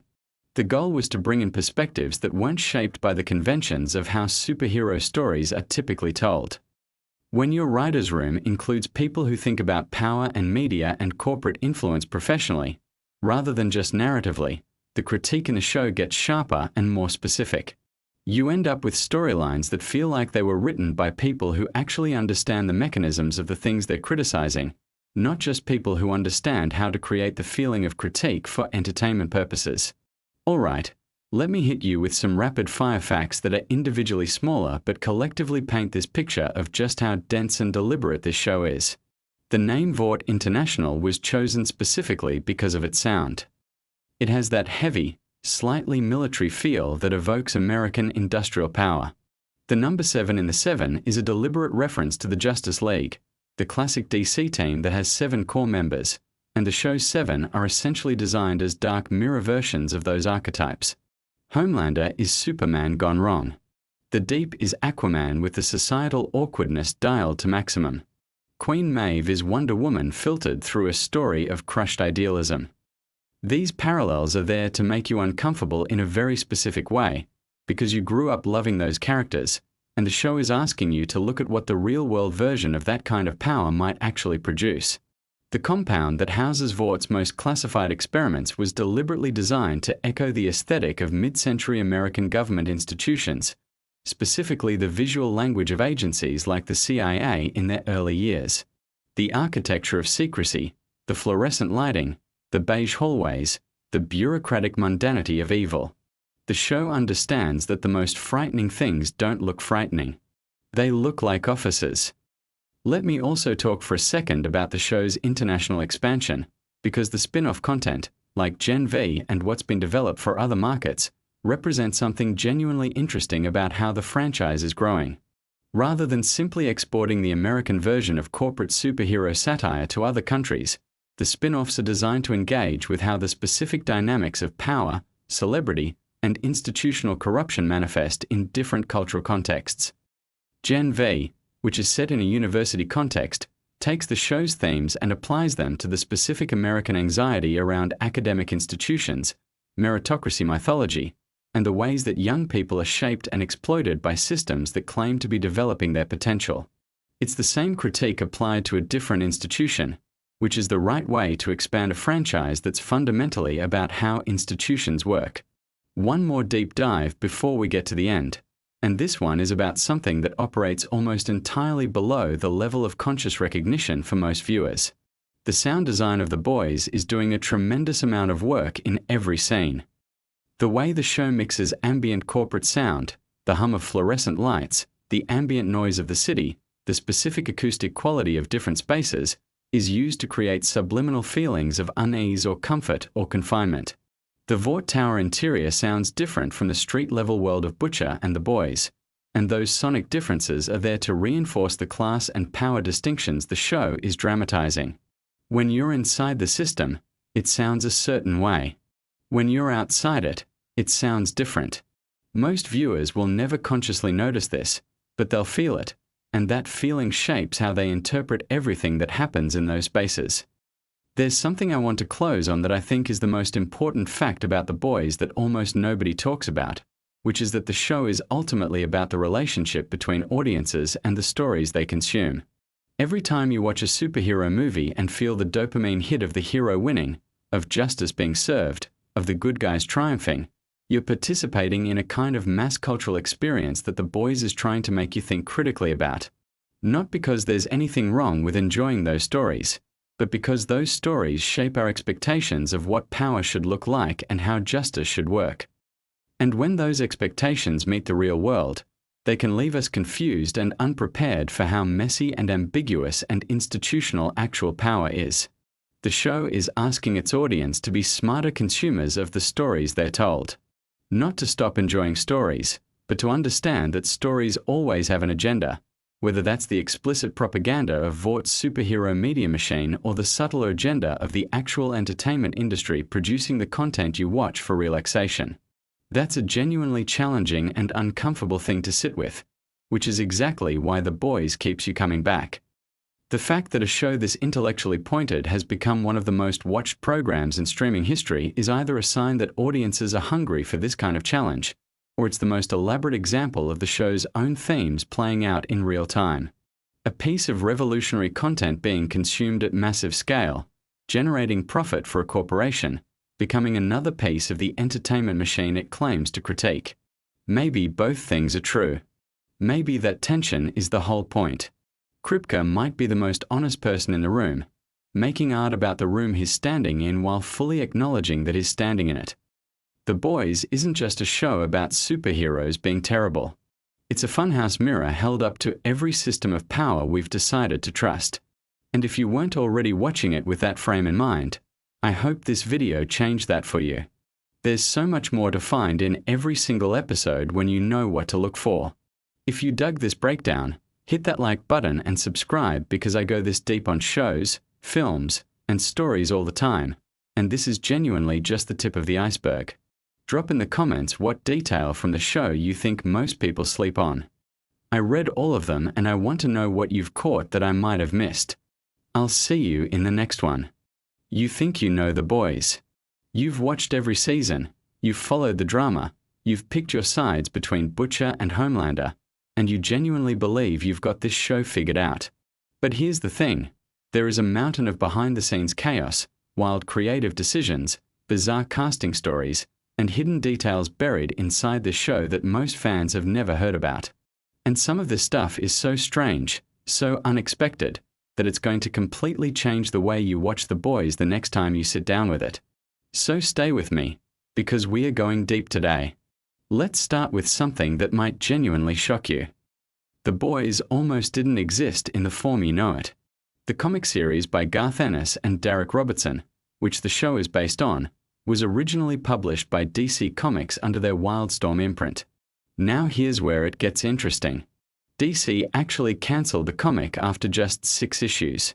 They pulled the plug on it because the content was considered too extreme, too offensive, and too politically charged even for a mature imprint.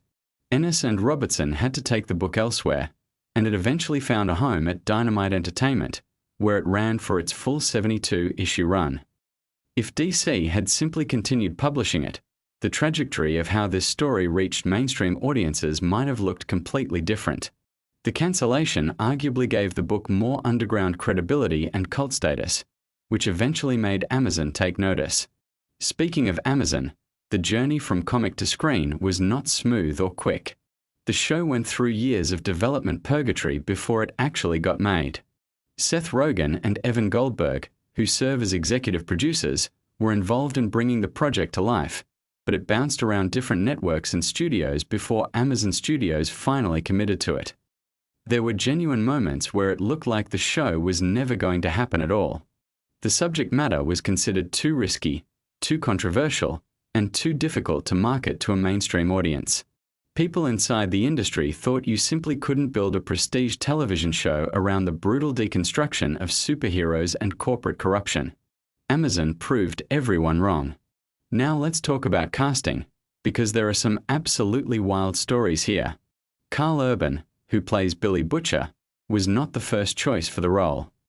Multiple actors were considered before Urban landed the part, and when you find out that Urban essentially lobbied hard for the job, it makes his performance hit differently. Urban is a massive comic book fan and actually knew the source material well before auditioning. He understood what Butcher was supposed to represent in ways that went beyond what's on the surface. That deep understanding of the character is part of why his portrayal feels so layered and complex. Urban reportedly pushed hard to get meetings with the showrunners and convinced them he was the right fit through sheer persistence and passion for the material. Then there's Anthony Starr, who plays Homelander, and this man deserves his own entire documentary. Starr is from New Zealand, and before landing this role he was perhaps best known internationally for the series Banshee. But the way he approached Homelander is genuinely one of the most fascinating acting choices in modern television. Starr has talked about how isolating it was to play the character, because Homelander is so thoroughly repellent and disturbing that he had to maintain a certain psychological distance from other cast members to preserve the on-set dynamic. The character works partly because of real tension between Starr and the rest of the cast, and Starr has leaned into that deliberately. There are stories from the set where other actors would feel genuinely uncomfortable around Starr when he was deep in character mode, which tells you everything about how committed he is to the role. What makes Homelander so terrifying as a character, and this is something the writers have discussed openly, is that he was specifically designed to be a commentary on a certain type of unchecked narcissism that exists in powerful institutions. The Superman aesthetic was chosen deliberately because Superman is the most universally recognized symbol of heroic virtue and goodness. Corrupting that image completely was the entire point. Every time Homelander does something monstrous while wearing that suit, the visual dissonance is the statement. The showrunners wanted audiences to feel that contrast as sharply as possible. Now here is a fact that a lot of people have missed entirely. The show films primarily in Toronto, Canada, not in the United States. The city of Toronto has been dressed up and disguised to look like a fictional American city so effectively that most viewers never notice. The production design team does an extraordinary job of hiding Canadian street signage, architecture details, and environmental elements that would give the location away. There's an entire department dedicated specifically to making Toronto not look like Toronto. When you go back and watch with this in mind, you'll start spotting small details you never noticed before. The budget for The Boys is substantial, but perhaps not in the ways you'd expect. A significant portion of the budget goes not into the superhero action sequences, but into the elaborate practical effects and makeup work. The show famously uses a combination of practical effects, prosthetics, and digital effects, and the showrunners have consistently prioritized practical work wherever possible. This was a deliberate creative philosophy from the beginning. Producer Eric Kripke, who created Supernatural and serves as showrunner on The Boys, wanted the violence and the grotesque elements to feel as real and physical as possible rather than clean and digital. That commitment to practical messiness is a huge part of why the show has a visceral quality that sets it apart from other superhero content. Let's talk about some of the specific scenes and the nightmares behind making them. The infamous submarine scene in Season 2, which involves a character being violently killed in an extremely graphic and bizarre way, became one of the most discussed and debated moments in the show's entire run. What most people don't know is that the scene was the subject of significant internal debate about whether to include it, how graphic to make it, and what purpose it was actually serving narratively. The writer's room apparently had extended conversations about the line between purposeful shock and gratuitous content. The decision to keep it in and to make it as extreme as they did came down to the show's core philosophy that superhero stories have been sanitized to an extreme degree and that confronting audiences with truly ugly consequences was part of the point. Erin Moriarty, who plays Annie January, also known as Starlight, has spoken extensively about how physically and emotionally demanding the role is. What's interesting is how Starlight was developed differently in the television show compared to the comic. In the source material, Starlight's story is considerably darker and more one-dimensionally tragic. The show's writers made a conscious choice to build her into a more active and complex character with genuine agency, which required significant creative departures from the comic. Moriarty brought a lot of her own instincts about the character's emotional journey to the role, and the writers were receptive to collaborating with her on how Annie evolves across seasons. Toma Capone, who plays Frenchie, is actually Israeli, and his performance involves him speaking English with an accent that is somewhat ambiguous in its European flavor, which was an intentional creative choice. Frenchie's background is deliberately kept somewhat mysterious in the show, and that extends to his accent and linguistic patterns. Capone worked with dialect coaches extensively to craft exactly the right sound for the character. The chemistry between Frenchie and Kimiko, played by Karen Fukuhara, was something that developed very naturally during production, and the writers noticed it immediately. The relationship between those two characters became increasingly central to the show's emotional heart, partly because of how genuine the connection between the two actors was on set. Karen Fukuhara herself has an extraordinary story connected to this show. Her character Kimiko is almost entirely nonverbal, communicating primarily through physicality, expression, and sign language. Fukuhara worked with ASL consultants and movement coaches to develop Kimiko's specific physical vocabulary. The challenge of conveying an entire inner life, complex emotions, humor, grief, and rage without dialogue is enormous, and the fact that Kimiko is one of the most beloved characters on the show is a testament to how brilliantly Fukuhara handles it. There were conversations early in production about whether giving the character dialogue would make her more accessible, and the decision to keep her largely silent was ultimately maintained because it actually made her more powerful and distinctive. Here's something genuinely interesting about the show's political dimension. Eric Kripke has been very open about the fact that The Boys is explicitly political satire, and the show has been praised and criticized from multiple points across the political spectrum, which the creators take as a sign that they're doing something right. The interesting paradox of the show is that it has been enthusiastically embraced by audiences with completely opposite political worldviews, each seeing their own targets being skewered in the content. This was not entirely accidental. The writer's room deliberately constructed the satire so that no single political tribe could claim the show as their own.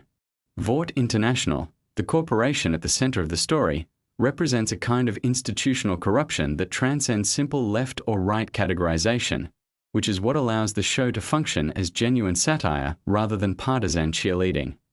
The Deep, played by Chase Crawford, was a character that could have easily been a simple comic relief villain, but the show took him somewhere considerably more interesting and uncomfortable.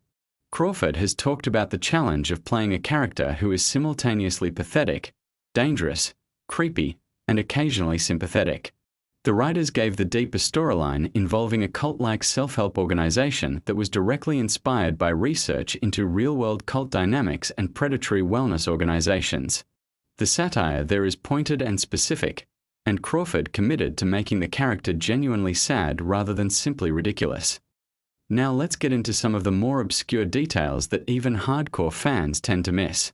The show contains an enormous number of background Easter eggs, visual references, and hidden details that reward extremely attentive viewing. The fake superhero news broadcasts that appear in the show's world, the in-universe advertisements for Vought products, the fictional superhero merchandise visible in background shots, all of this is meticulously designed and contains jokes and references that are never explicitly pointed out. The production design team has essentially built an entire alternate history of superhero culture into the visual fabric of the show, and exploring that background world is its own hobby for the most dedicated fans. The character of A-Train, played by Jesse T. Usher, carries a storyline about performance-enhancing drug use among supes that was written as a direct parallel to real athletic doping scandals and the institutional pressure that drives athletes towards self-destruction. What's less known is that the writers also layered into A-Train's arc a commentary on the commercialization of black culture and athleticism specifically, which adds an additional dimension to his character's journey that some viewers pick up on and others miss entirely. Usher has discussed in interviews how important it was to him that A-Train not be reduced to a one-note character, and how he worked to find the human vulnerability inside someone who has compromised themselves completely. Let's talk about Garth Ennis, the original creator of the comic, and his relationship with the show. Ennis has been fairly candid about his complicated feelings regarding the adaptation. He was not heavily involved in the television production, which is common for comic creators when their work gets adapted. Ennis has expressed that some of the changes made for the show were things he wouldn't have done himself, while also acknowledging that adaptation requires transformation and that the show has its own valid identity separate from the comic. The most significant philosophical difference between the comic and the show is arguably in how the story treats its characters' capacity for redemption and growth, which the show explores with considerably more generosity than Ennis's original vision. The music choices in The Boys are another element that doesn't get enough attention. The show has made extraordinarily bold and often very funny decisions about which songs to use in which moments, and the music supervision team has developed a specific philosophy about how music can undercut or amplify the horror of what you're watching simultaneously. One of the most striking aspects of the show's musical identity is the use of upbeat, cheerful, or nostalgic songs during scenes of extreme violence or moral corruption. This creates a dissonance that is the audio equivalent of what the visual design does with superhero aesthetics. The specific song selections have often generated enormous online discussion and debate, which the music team clearly enjoys. Here's a fact about the production that reveals something about how seriously the show takes its world building. The fictional superhero team at the center of the story, the Seven, has detailed fictional backstories, in-universe biographical histories, and mythologies that exist in the show's world but that are never fully explained on screen. The writers have developed these backstories in depth internally, which then informs how individual characters reference their histories, even when those references are oblique or brief. This kind of deep world-building investment is what gives the show a sense of genuine weight and history that you can feel even when you can't fully articulate why.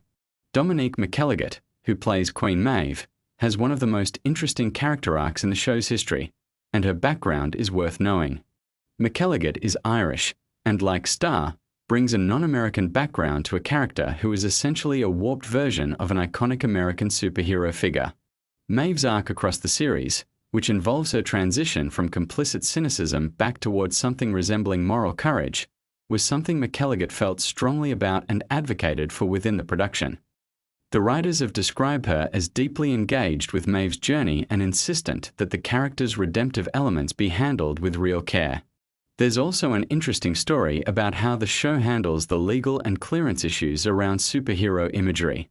Because the show is explicitly about parodying and deconstructing the superhero genre, and because many of its characters are clearly designed as corrupted versions of trademarked heroes, the legal team working on the show had to navigate an extremely complex landscape of intellectual property law. The characters are always positioned just enough away from their obvious inspirations that they avoid direct infringement, while maintaining the cultural resonance of what they're referencing. This legal tightrope has actually become part of the show's creative texture, because the distance between the reference and the parody is itself part of the commentary.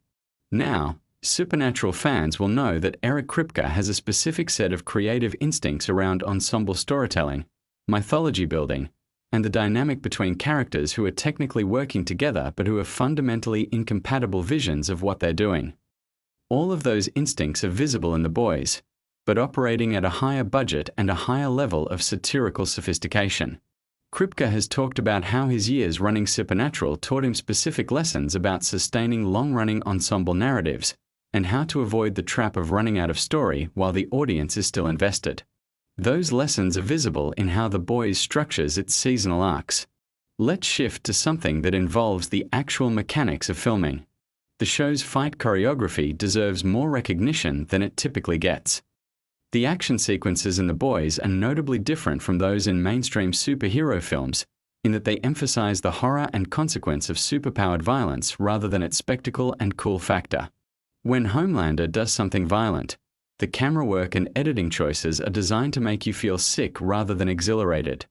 This required very deliberate choreographic and directorial decisions to prevent sequences from accidentally becoming the kind of awesome action set pieces they were explicitly designed to critique. Jack Quaid, who plays Huey Campbell, has spoken about how Huey functions as the audience surrogate in a very specific and intentional way. Huey is the character who enters this world from outside it, who begins with recognizable moral instincts, and who the audience is supposed to track as those instincts get complicated and compromised by everything he encounters. Quaid has noted that there's a significant departure from the comic book version of Huey in terms of the character's overall demeanor and how he processes trauma, and that these changes were made to make him more relatable to a contemporary audience. The television Huey is softer and more emotionally articulate than his comic counterpart, which creates a different kind of tension around how the violence and moral compromise of his world changes him. The relationship between Butcher and Huey is worth examining in this context because it's one of the show's most carefully engineered emotional dynamics. From a screenwriting perspective, they function as a kind of dark mentor and reluctant student pairing where the mentor is not actually a positive influence and the student's challenge is to recognize that and chart their own course. Urban and Quaid have discussed how they work to find the genuine affection underneath Butcher's manipulative exterior, because without that affection the relationship wouldn't work emotionally. Audiences need to believe there's something real between them even while the show is clearly demonstrating that Butcher is using and corrupting Huey. Here's a lesser-known production detail. The show employs a significant number of consultants from various specialized fields who review scripts and production details for accuracy and resonance. This includes people with backgrounds in corporate communications, military operations, government intelligence, and public relations, all of whom contribute to making Vought International feel like a plausible and terrifyingly real kind of institution. The PR machinery around the Seven, the way Vought manages scandals and controls narratives, is written with a specificity that comes from actual understanding of how those systems work in real organizations. That research investment shows in the texture of the show. Something that has come up in multiple interviews with the creative team is the deliberate choice to make Vought International function as a critique of entertainment corporations specifically as much as a more than a generic corporate villain. The way Vought uses superhero mythology to sell products, manage public perception, and create emotional dependency in consumers is a portrait of how certain real entertainment conglomerates operate that is sharper and more pointed than it might initially appear. The show is in some sense a piece of entertainment criticizing the entertainment industry's own manipulation of audiences, which gives it a self-aware quality that adds depth to the satire. The spin-off series Gen V, which centers on a college for superpowered young people run by Vought, expanded the world of The Boys significantly and introduced a new generation of characters. What's interesting from a production standpoint is that Gen V was developed as a genuine creative expansion rather than simply a cash grab extension of the main series. The creative team on Gen V was given real latitude to explore different tonal registers and thematic territory, resulting in a show that feels connected to The Boys but distinctive in its own right. The relationship between the two shows in terms of how events in one affect the other was planned with considerable care to ensure continuity without either show being dependent on the other for comprehension. Let's talk about the show's approach to religion, because it's another element that tends to generate a lot of conversation. The Boys takes a complex and often darkly satirical view of how religion intersects with celebrity and power, and this is handled with more nuance than a simple anti-religious stance. The show is critical of how religious imagery and rhetoric get weaponized by powerful figures rather than being broadly dismissive of faith itself. This distinction is important and deliberate. The writers have been careful to show characters with genuine faith dimensions without reducing those characters to simple targets of mockery. The visual effects team on The Boys works under constraints that would be familiar to anyone who knows how television production works, which is to say they have to achieve cinematic quality results on a television timeline and at a television cost per episode, even accounting for the show's substantial budget. The way the show has worked around visual effects limitations is to use them strategically, concentrating resources on specific key moments rather than spreading VFX evenly across every episode. This produces a variable texture to the show's visual presentation that is actually artistically interesting, alternating between intimate, grounded scenes and moments of extravagant visual spectacle. One of the most genuinely fascinating aspects of the show's production is how the writer's room operates. Eric Kripke has described the writer's room as deliberately combative and generative, a space where ideas are attacked and defended vigorously and where the discomfort of that process is viewed as essential to producing sharp, surprising material. The show's willingness to go places that feel genuinely unpredictable and uncomfortable comes from a writing culture that specifically rewards proposals that make everyone in the room feel a little nervous. That institutional culture is a significant part of why the show maintains its edge. Billy Butcher's backstory, and specifically the details of what happened to his wife Becca, is handled quite differently in the television show than in the comic, and this change is one of the most consequential creative decisions the showrunners made. The television version of Becca's fate, and the introduction of Ryan as a character, creates a very different emotional architecture for Butcher's obsession and moral position. Urban has spoken about how important it was to him that Butcher's hatred of soups not be purely ideological but have a specific, personal, irreducibly human cost beneath it. The television version of Becca's story gives Urban's performance a different quality of grief that he draws on throughout the series. The show has also become notable for how it handles its female characters, which has been a subject of genuine critical discussion.